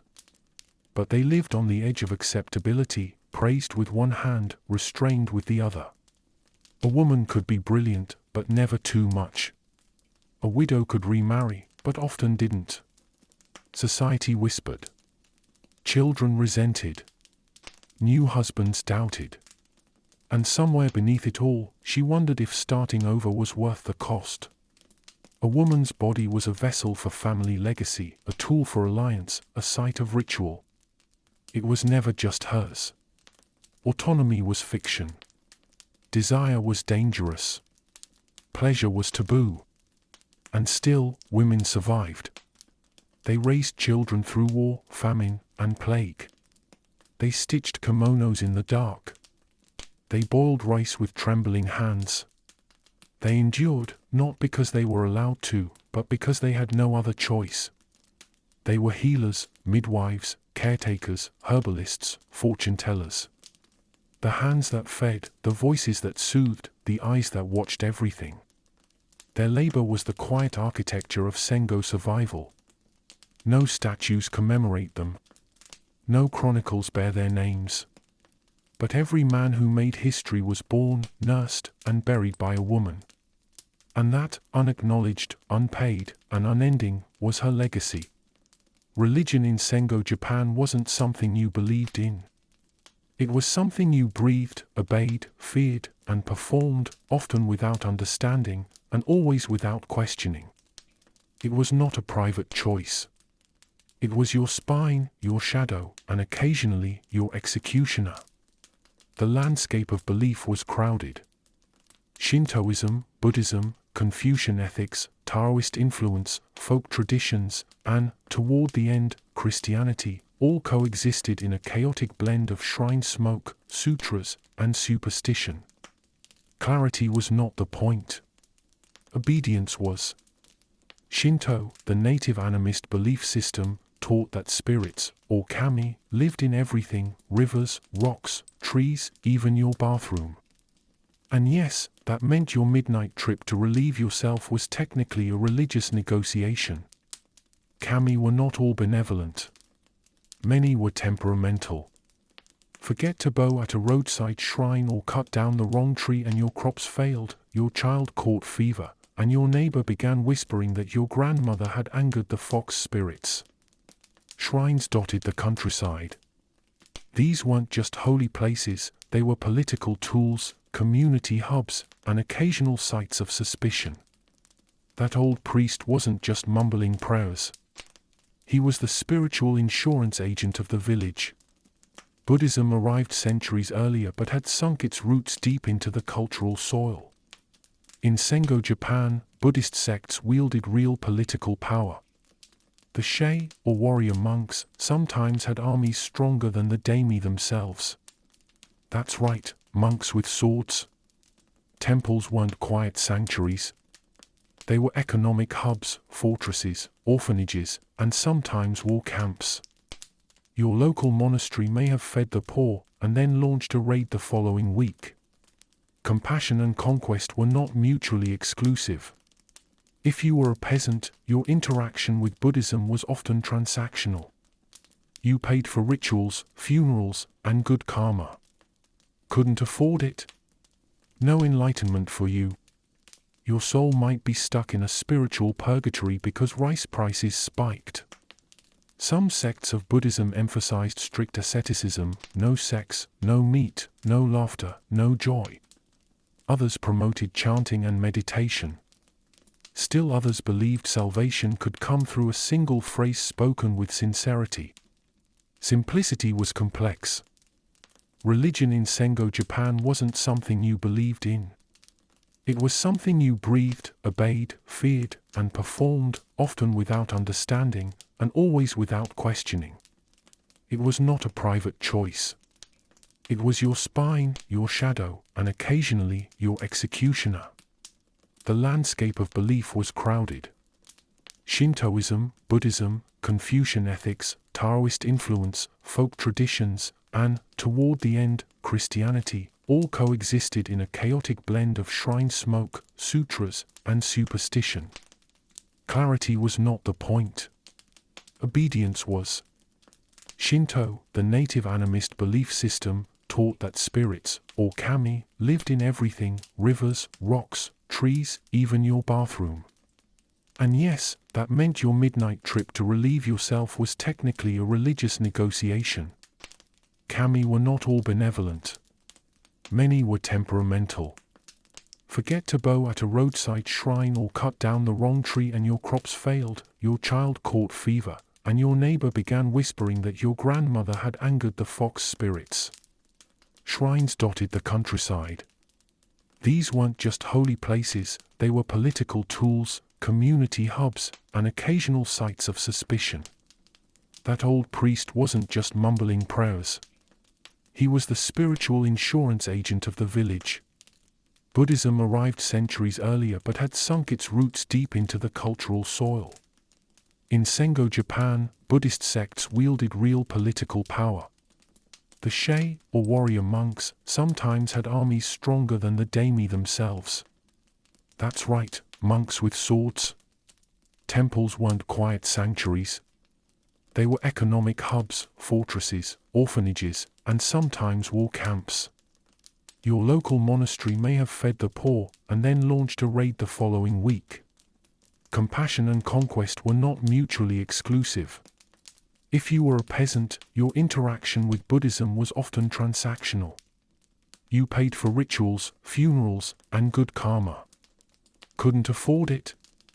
No enlightenment for you. Your soul might be stuck in a spiritual purgatory because rice prices spiked. Some sects of Buddhism emphasized strict asceticism, no sex, no meat, no laughter, no joy. Others promoted chanting and meditation.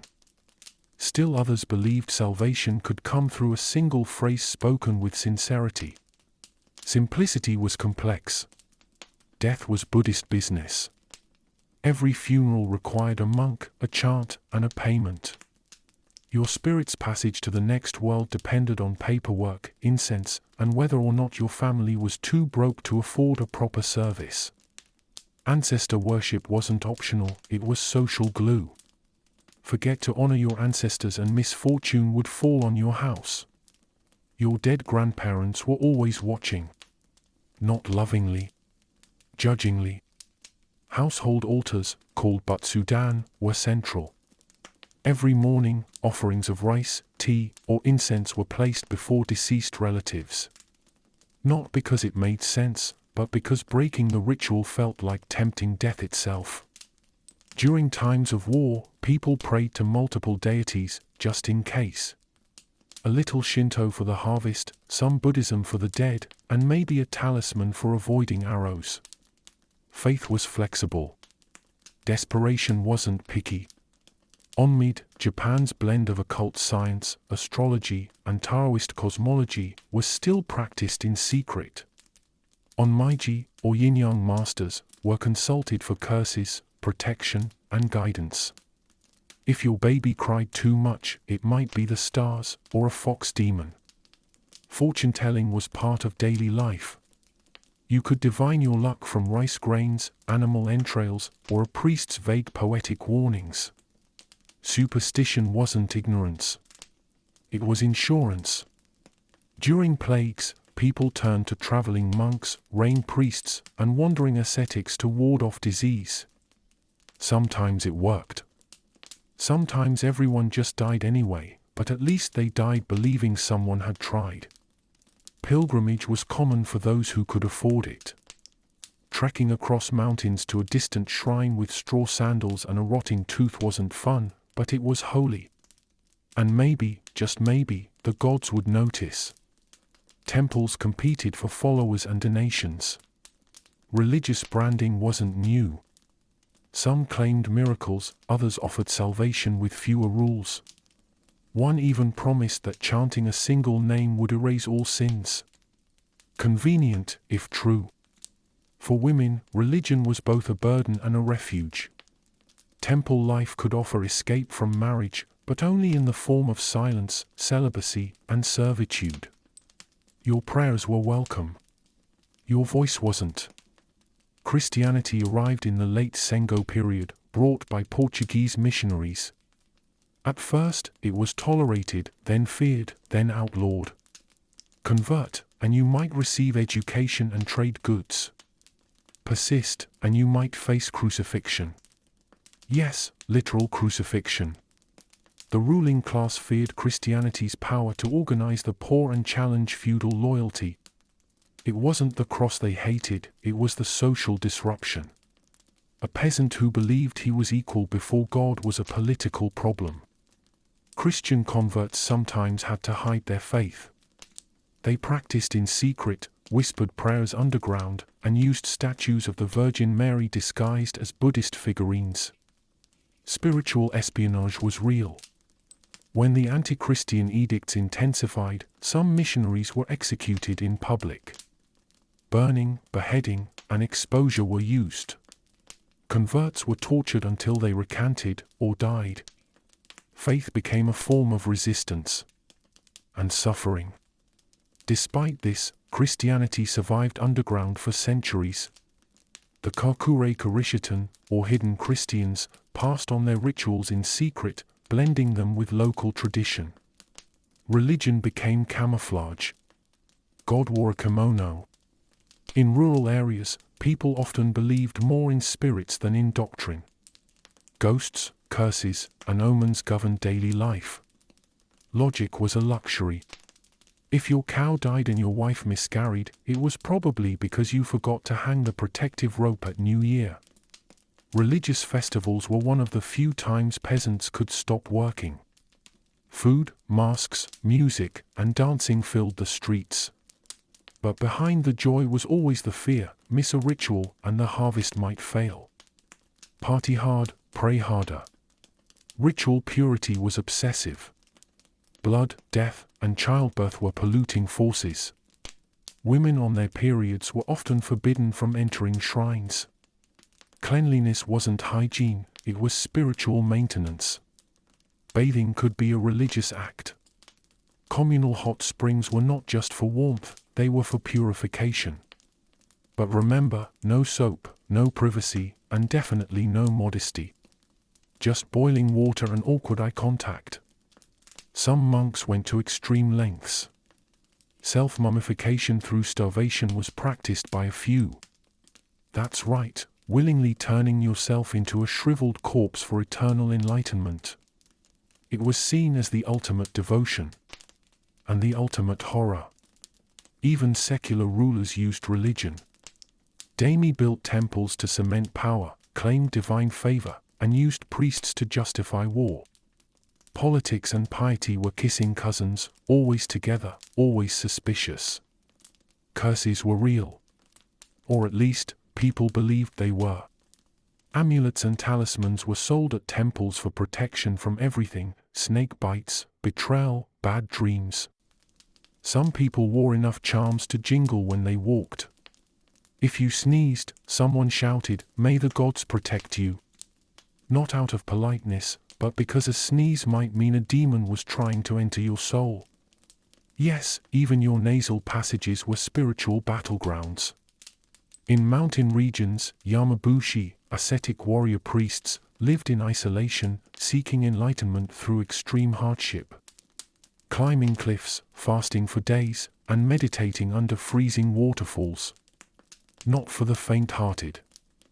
Sacrifice didn't mean blood rituals, it meant self-denial. Abstaining from meat, sex, comfort, and sometimes talking, all in the name of spiritual growth. Misery, it turns out, was holy. The line between religion and magic was blurry. If your child had a fever, you might chant a sutra, offer rice to a kami, and rub a lucky pebble on their forehead. Science wasn't in the room. Faith had to do. Every region had its own rituals. The gods were local. What appeased a mountain spirit in Kyoto might insult one in Tohoku. The divine was territorial, jealous, and easily offended. Much like warlords. After natural disasters, people didn't just rebuild, they repented. Earthquakes, floods, and famines were seen as divine punishments. Pray harder. Fast longer. And maybe the earth would stop shaking. Religion in Sengoku Japan was not a private comfort, it was a public obligation, a communal rhythm, a weight you wore daily. Sometimes it soothed. Often it crushed. And yet, in the chanting, the incense, the whispered prayers before altars and the tears before stone statues, there was something profoundly human. A search for meaning in a world of chaos. In the end, belief wasn't about truth. It was about survival. The gods might not have spoken, but they were always listening. Punishment in Sengoku Japan was not subtle, merciful, or particularly inventive. It was a blunt instrument of fear designed to keep you in your place, and your head attached to your shoulders, at least for a little longer. Beheading was the standard. Clean, quick, and terribly final. If you crossed the wrong lord, or even looked vaguely suspicious, your neck could meet the katana in a matter of minutes. No trial. No appeal. Just steel. Heads were trophies. After battle, samurai collected them like baseball cards. They cleaned them up, labeled them, and presented them to their daimyō. "Look, my lord. This one had nice cheekbones." Yes, death came with a post-mortem review. If you were a samurai and dishonored your name, you were expected to perform seppuku, also known as ritual suicide. It wasn't just a bloody ending. It was an opera of intestines, honor, and silence. Seppuku involved kneeling on a tatami mat, writing a death poem, and slicing open your own belly with a short blade. If you were lucky, a trusted friend would decapitate you after the cut to spare you pain. If not, well, enjoy the slow fade. This wasn't optional.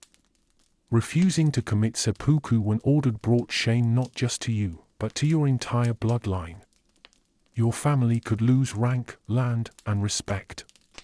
Sometimes, your dishonor got inherited like a cursed heirloom. Commoners didn't get such poetic exits. If you were caught stealing, cheating on taxes, or just annoying the wrong samurai, your punishment was much less ceremonial and much more public. Being paraded through the village in shame masks was a common fate. These masks exaggerated facial features, big noses, drooping mouths, grotesque grimaces, and were strapped to your face while crowds jeered. Humiliation wasn't a side effect. It was the sentence. You could also be flogged, caged, branded, or tied to a post with a sign explaining your crime. This peasant failed to meet his rice quota. Justice wasn't blind, it was theatrical. Thieves often had a hand cut off. Fraudsters were tattooed or had their ears sliced. Adulterers could be buried to the neck and left for birds. The message was simple: behave or become the village's afternoon entertainment. If your crime was serious, or your lord was feeling extra dramatic, you could be crucified. Not Roman style, exactly. In Sengo Japan, it often involved an X-shaped wooden cross, rope bindings, and a slow, agonizing death by spears. Yes, spears. Executioners would stab you repeatedly in the chest and abdomen while you hung from the cross. It was slow, painful, and often done in front of cheering crowds. Nothing like a good old-fashioned public skewering to keep the peace. Burning was reserved for heretics and rebels. Bodies were tied to stakes, kindling piled high, and flames lit under the watchful eyes of the authorities. The smell of scorched flesh was your final sermon. Banishment was also common if you were important enough to be spared. It meant exile from your village, your family, your entire known world. And with no roads, money, or GPS, exile often just meant slow starvation in the forest. Torture wasn't just for information. It was for show. Suspected traitors were hung upside down over pits, stabbed with bamboo, or had their fingernails ripped out. The goal wasn't confession. It was fear. Execution was a public spectacle. Families brought their children. Food vendors set up stalls. Watching someone die in slow, agonizing detail was considered quality entertainment. Early Netflix, with blood. Prisons existed, but they weren't like modern jails. No rights, no food rations, no bed. Just a cold pit, wooden stocks, darkness, and the sound of other prisoners slowly unraveling. And rats. Always rats. Punishments varied by class. Samurai could die with dignity. Peasants died in pieces. Women were sometimes spared death in favor of lifelong public shame. Justice was always dressed in hierarchy. Entire families could be punished for one person's crime. Guilt by association wasn't a concept. It was a policy. If your brother rebelled, you could lose your home. If your son stole rice, your wife might be sold. Rebels faced total erasure. Land seized, names scrubbed from records, bones thrown into unmarked graves. To rise against power was not just to die, it was to be forgotten. Accusation alone could be fatal. No proof needed. A whisper in the ear of a paranoid lord could turn your life into a countdown. Facts were optional. Fear was the real evidence. Punishment was often arbitrary. A daimyō in a bad mood might decide today was execution day, no reason necessary. The sword didn't ask questions. It only answered them. In times of famine, stealing food was considered a capital offense. Imagine dying because you took a turnip. In Sengo Japan, hunger was not an excuse. It was a death sentence. Some criminals were boiled alive. Yes, in giant cauldrons. Slowly. The screams echoed across the town. And no, it wasn't metaphorical. They literally boiled people to death. For less brutal offenses, you might be shaved bald, have your eyebrows removed, or be forced to wear women's clothes in public. Not as punishment for gender expression, just pure mockery.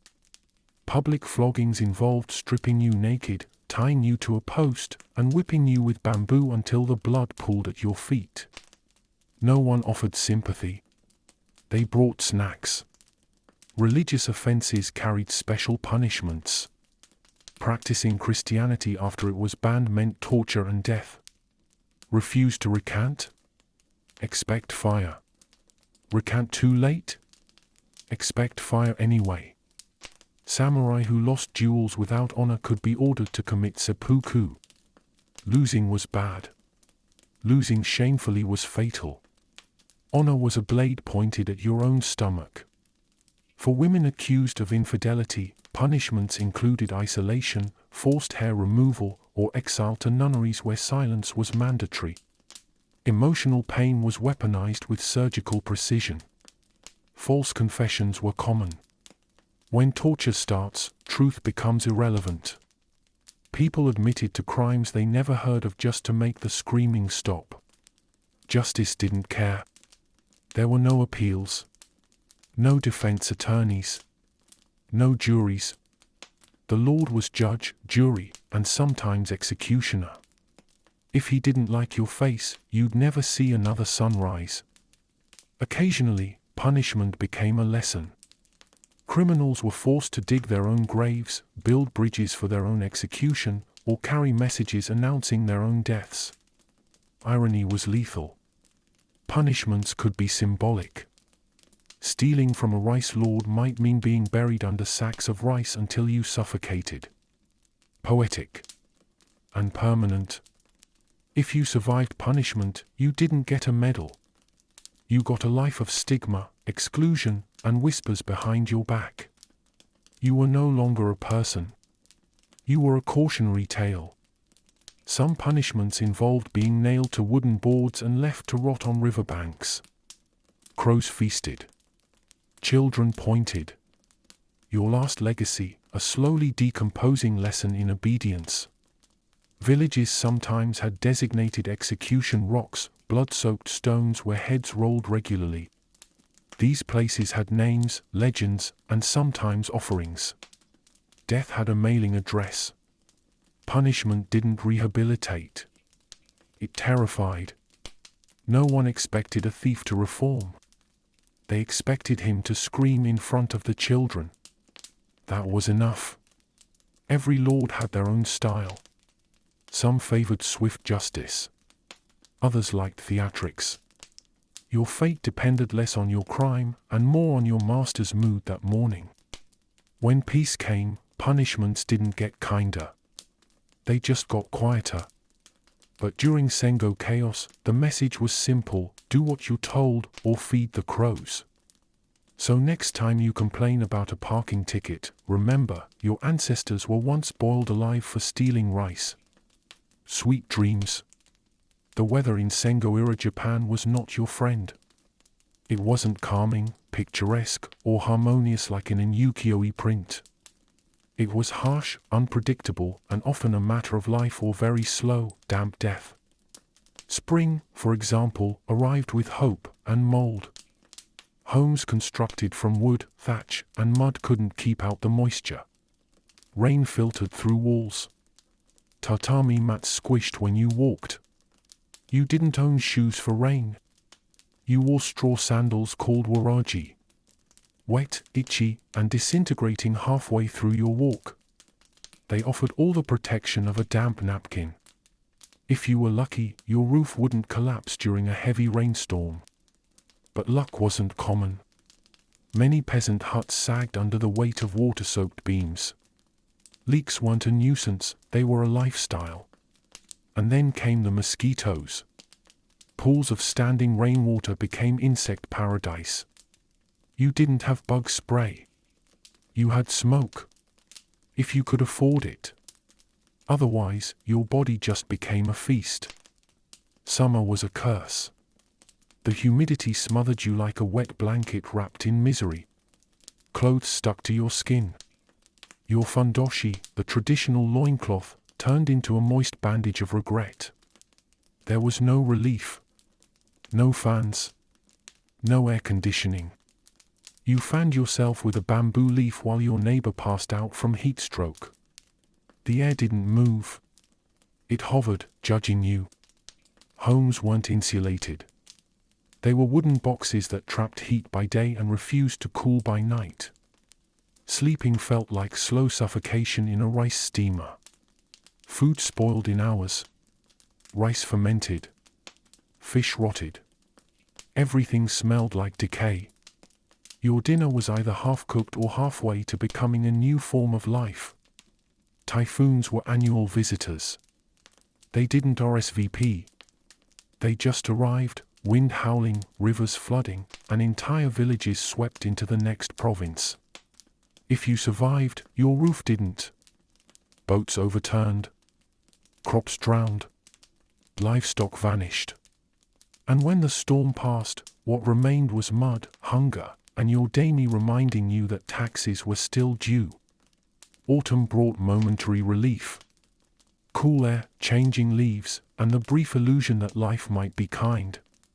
But harvest meant work, back-breaking work under the threat of famine if yields were low. One bad harvest wasn't an inconvenience. It was a death sentence. Without surplus, families bartered, begged, or starved. Children were sold. Rice became currency. You guarded your bowl like it was sacred. Winter in Sengoku, Japan was not beautiful. It was merciless. Snow piled on roofs. Winds cut through bamboo walls. Firewood was scarce. You warmed your hands over ashes and prayed. There were no heaters. Just open hearths that choked rooms with smoke. You coughed yourself to sleep and hoped not to wake up frozen. Sometimes, entire households didn't. Peasants didn't own warm clothes. Layers of hemp and straw mats were the only defense. Your breath hung in the air like a ghost of better days. Your toes went numb in the first hour of daylight. If your home flooded in the spring, collapsed in the summer, and froze in the winter, you weren't unlucky. You were typical. Construction techniques hadn't changed in centuries, and no one was coming to fix it. Roof tiles were luxury. Most people had thatch. Thatch attracted rodents. Rodents brought disease. You didn't have a roof over your head. You had a nest. And you were the guest. People dried clothes over smoke to keep them from molding. The result? Everything smelled like a fire pit. Including you. Hygiene and climate weren't allies. They were enemies forced to coexist. Mold crept into everything. Bedding, food, tools. It grew in your shoes. It lived in your walls. It became part of your identity. Ah yes, you smell like mountain rot. Must be autumn. Climate wasn't just uncomfortable, it was fatal. Floods drowned children. Lightning set whole towns ablaze. Landslides buried farmers alive. You couldn't predict it. You couldn't prevent it. You could only endure. Japan's island geography made it prone to sudden shifts. One day it was sunny. The next, your entire rice field was underwater. Farmers learned to stop hoping and start rationing. There was no weather forecast. Just your grandfather's bad knee and the way the birds moved. If both warned you of a storm, you dug trenches. If not, you gambled your life on clear skies. Droughts came too. Rivers dried. Crops withered. Peasants fought over puddles. Wells became sacred. Rain was celebrated like a visiting god. Unless it came too late. The sea brought typhoons, but it also brought salt air that corroded tools, homes, and your sanity. Wooden doors warped. Roofs peeled. Everything groaned with age before its time. Seasonal illnesses were tied directly to the weather. Fevers in the summer. Frostbite in the winter. Pneumonia in the spring. Death took seasonal shifts seriously. Children were especially vulnerable. Their small bodies couldn't adapt. Infant mortality spiked during winters. Parents sometimes didn't name babies until spring, just in case. Caves and cellars were used for cooling food and storing grain, but they were dark, damp, and occasionally home to snakes. You weighed your hunger against your fear. Climate anxiety wasn't modern. Every season held a new form of suffering. Calendars didn't mark holidays. They marked how close you were to starvation or hypothermia. Festivals offered brief distraction, bonfires, lanterns, rice cakes, but the next day you returned to your damp mat, your leaky roof, and the sound of winter sneaking under the door. If your lord demanded rice during a flood year, you didn't argue. You gave him your best, and watched your children grow thinner. The weather didn't cancel tax season. The elite had stone foundations and thicker walls. You had dirt floors and a prayer. One typhoon separated survival from skeleton. Snow wasn't white and pure. It was heavy, wet, and collapsed your granary. You spent half the day shoveling, and the other half regretting being born. Firewood was life. Without it, food went uncooked and bodies froze. But forests were often controlled by lords. Gathering wood without permission could get you executed. Rain turned roads into rivers. Carts sank.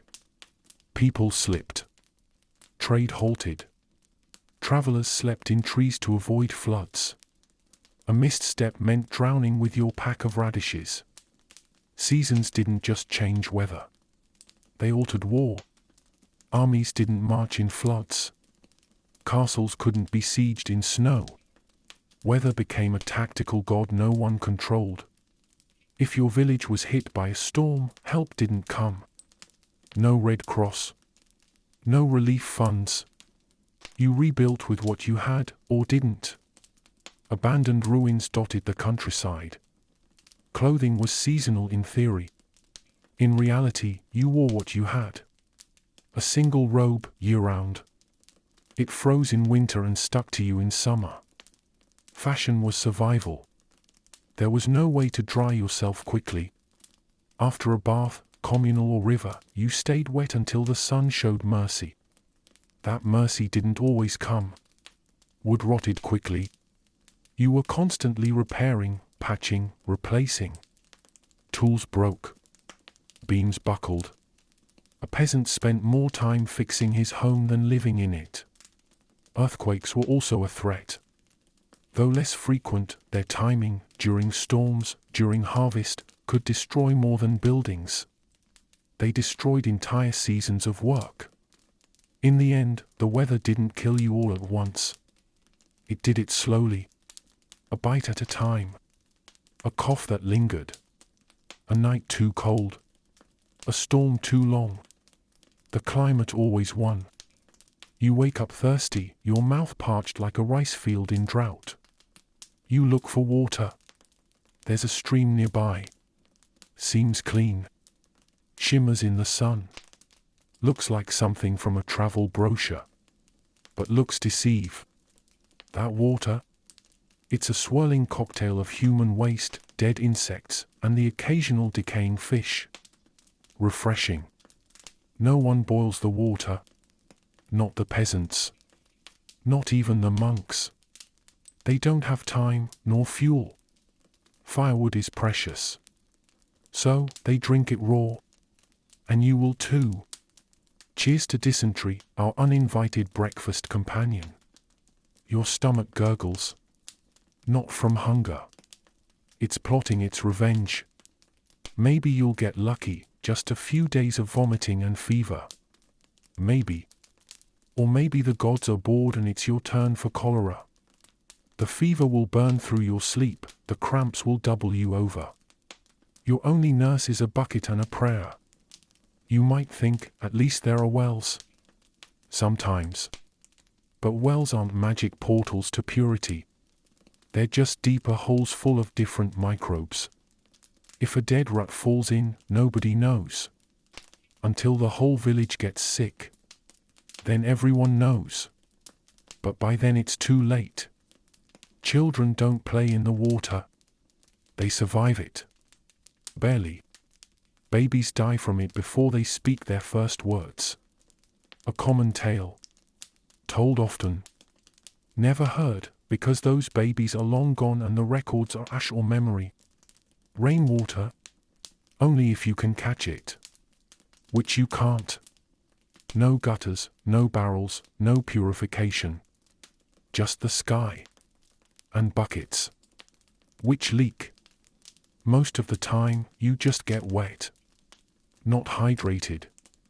You stumble into a village bathhouse. Steam, laughter, camaraderie. A place of cleansing. Or so you think. But this is communal bathing. You step into the same water that 50 other villagers have marinated in.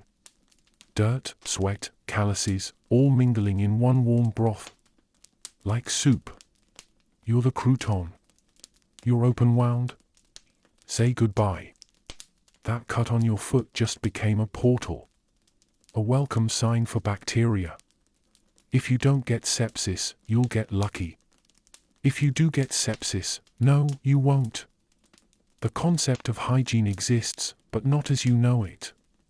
Soap? Rare. Expensive. Imported. Most wash with rice water or ashes. Scrubbing is optional. You might feel cleaner after, but that's just the heat. Not sanitation. Parasites love the Sengo period. Intestinal worms thrive here. Some peasants even believe them to be good luck, proof that you're not starving. If you're not hosting at least one wriggling guest, you're considered weak. The average peasant's stomach was a battlefield. Worms, protozoa, bacteria, all fighting for control. You're not eating food. You're feeding your parasites. And they're winning. Medical help? Oh, you sweet summer child. There's no lab. No microscope. Just a local healer with herbs and chants. And if he's busy, well, nature will take its course. Spoiler, it ends with fever dreams and a shallow grave. The waterborne illness doesn't knock. It kicks the door down. Privies were rarely cleaned. Maggots loved them. So did rats. A perfect storm of contagion. A breeding ground for legends and liver failure.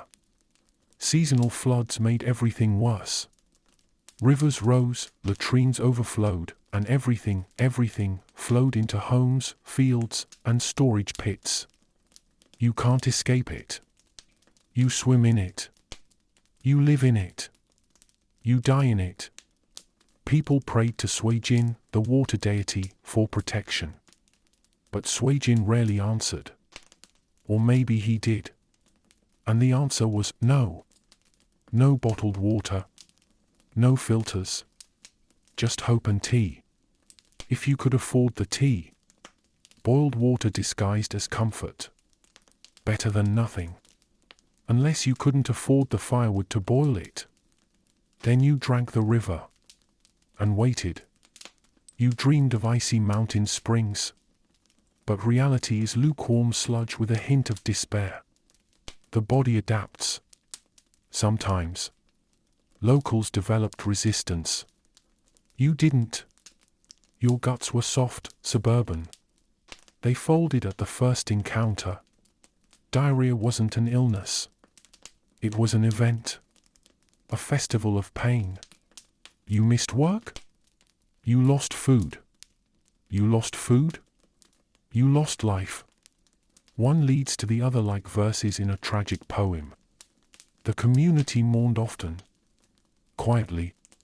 A child buried before harvest. A farmer gone before planting. All because of water. The thing that should nourish. Instead, it punishes. By now, you clutch your stomach like a wounded soldier. You whisper regrets. But it's too late. The river already flows inside you. Boiling doesn't kill all things. Some parasites laugh at your flames. They dig in deeper. They make your intestines their playground. Your pain is their celebration. Worms are treated by not much. Maybe a bitter tea. Maybe fasting. Maybe nothing. Most just lived with it. You will too. Welcome to the era of involuntary hosting. Some nobles had spring water piped in. But you're not a noble. You're a barefoot nobody with a fundoshi and a dream. Dreams don't purify. Even hot springs weren't safe.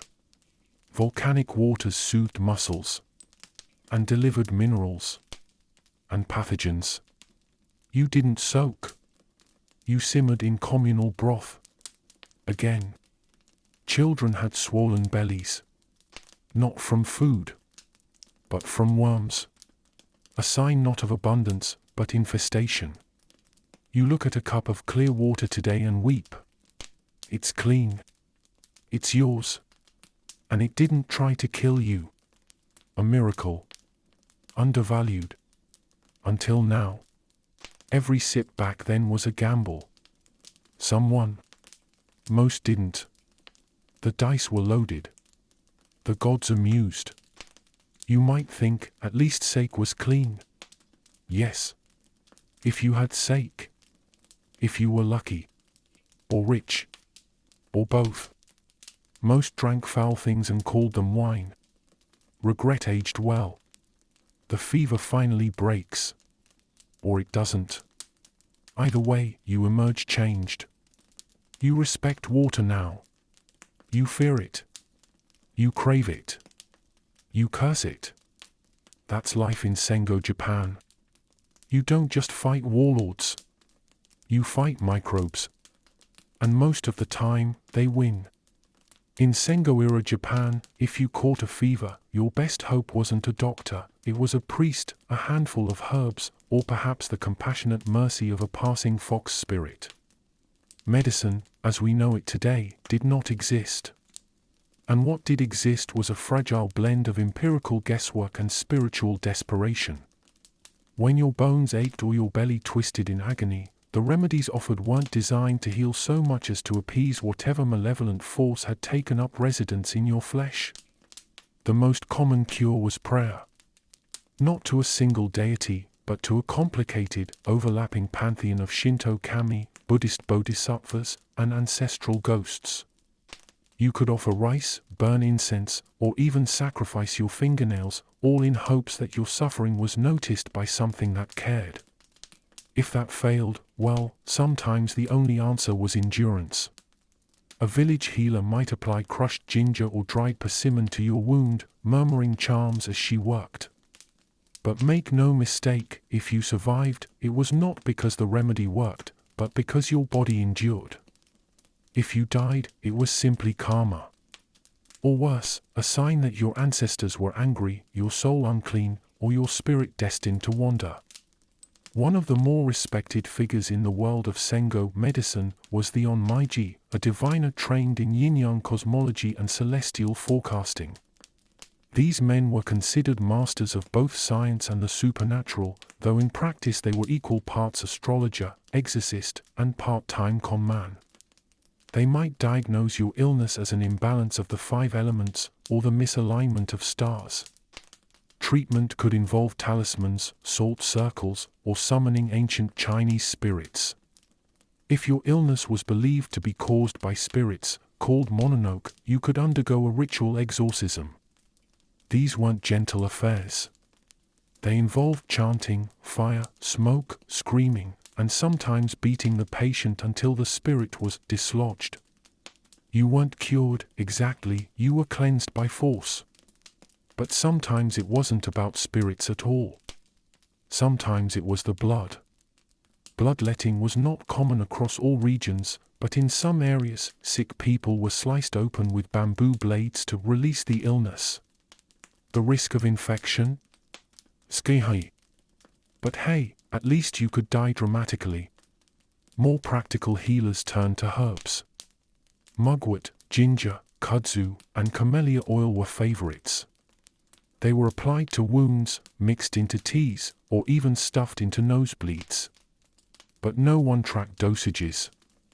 There were no sterile environments. And if something worked once, it was repeated forever, even if it killed the next 10 people. Children were especially vulnerable to bad medicine. An infant with a cough might be made to swallow ashes. A toddler with diarrhea might have his abdomen smeared with heated sake. None of it worked. Much of it caused more harm than good. But desperate parents clung to these methods with the blind hope of tradition. Women in childbirth often faced death without any kind of assistance, especially in rural areas. The midwives were usually older women with experience but no training. Herbs like TKI were administered for bleeding. Chanting accompanied the birth. If the child didn't cry, it was declared cursed, and some villages quietly disposed of the bad omens. In the cities, some Buddhist temples kept medical texts copied from ancient Chinese sources. These texts spoke of humors, chi energy, and pulse diagnosis. But access to these books was limited, and even when used, their advice was filtered through centuries of mistranslation and cultural interpretation. Boils and infections were treated by lancing them with sharpened sticks, then rubbing ash into the wound. Why ash? Because fire was pure. And purity, more than cleanliness, was the goal. No one knew about bacteria. No one could see the invisible armies inside their bodies. Mental illness was rarely understood as an ailment. If someone was withdrawn, melancholic, or hallucinating, they were often believed to be either touched by the divine or possessed by demons. Neither outcome guaranteed mercy. People were often isolated, starved, or even drowned to drive the madness out. Leeches were used not as standard practice, but they made appearances in some places, mostly among those mimicking imported Chinese techniques. They were more exotic than effective, and mostly seen as a noble's luxury rather than a peasant's cure. Incense played a dual role, to purify the air and to distract the gods with sweet-smelling smoke. In reality, incense filled homes with aromatic soot and did little to stop the progression of illness. But if the smell was good, maybe the gods would linger and bestow mercy. Some illnesses were seen as divine punishment for breaking taboos. If a man entered a sacred forest, or a woman touched a religious artifact during menstruation, and they fell ill, it was proof of the taboo's power. Healing came not from medicine, but from penance. A particularly feared illness was smallpox. It disfigured, blinded, and killed without mercy. Survivors were sometimes worshipped as gods for having endured it. Entire shrines were erected to honor smallpox spirits in hopes they wouldn't return. There was no formal medical licensing in Sengoku, Japan. Anyone could call themselves a healer, and many did. Some had genuine skill passed down through generations. Others simply knew how to shout loudest while waving a gourd of vinegar. Snake oil? It was real. Literally. Oils from snakes, frogs, and fish were bottled and sold as cure-alls. They stank, they failed, and yet they thrived, because humans will buy hope even when it's rotten. Medical treatment varied by class.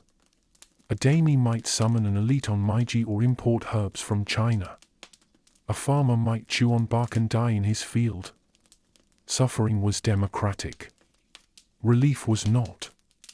Many diseases were unnamed. You didn't have tuberculosis. You simply coughed for a month and then died. If your skin turned black, or your stool was red, or your limbs stopped working, these were signs, not symptoms.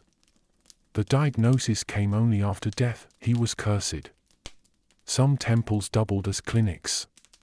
They offered shelter and rudimentary care, but also had strict rules.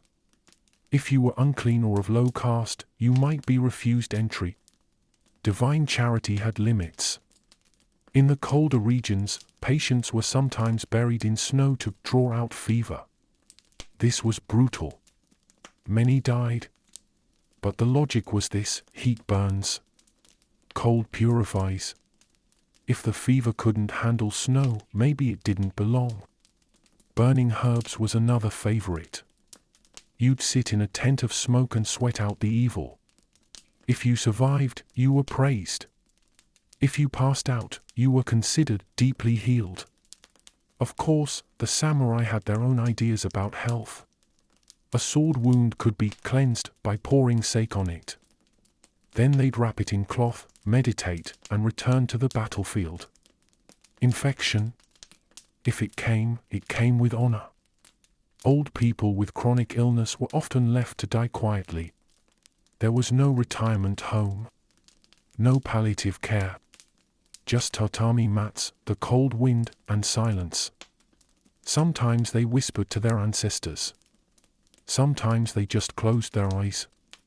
And if you were lucky enough to survive illness, there were always the long-term effects: limps, blindness, shaking hands, chronic pain. These weren't treated. They were simply your new reality. If a person became a burden, some families practiced ubisuit, abandoning the elderly in the mountains. It was rare, but whispered about. A haunting mix of survival and shame. The rituals of healing often resembled the rituals of mourning. In many ways, they were the same. Because the line between healing and death was razor thin, and everyone knew it. So, would you like to visit the village healer? She'll offer you some pickled plum, a chant, and a handful of hope. And if you survive, she'll take credit. And if you die? Well, clearly the curse was too strong. Would you last a day in Sengoku, Japan without ibuprofen, antibiotics, or the illusion that someone could actually fix you? Breathe in the incense. Hold your stomach. And hope the fox spirit goes easy on you tonight. Because in the land of suffering, even the dead are sick.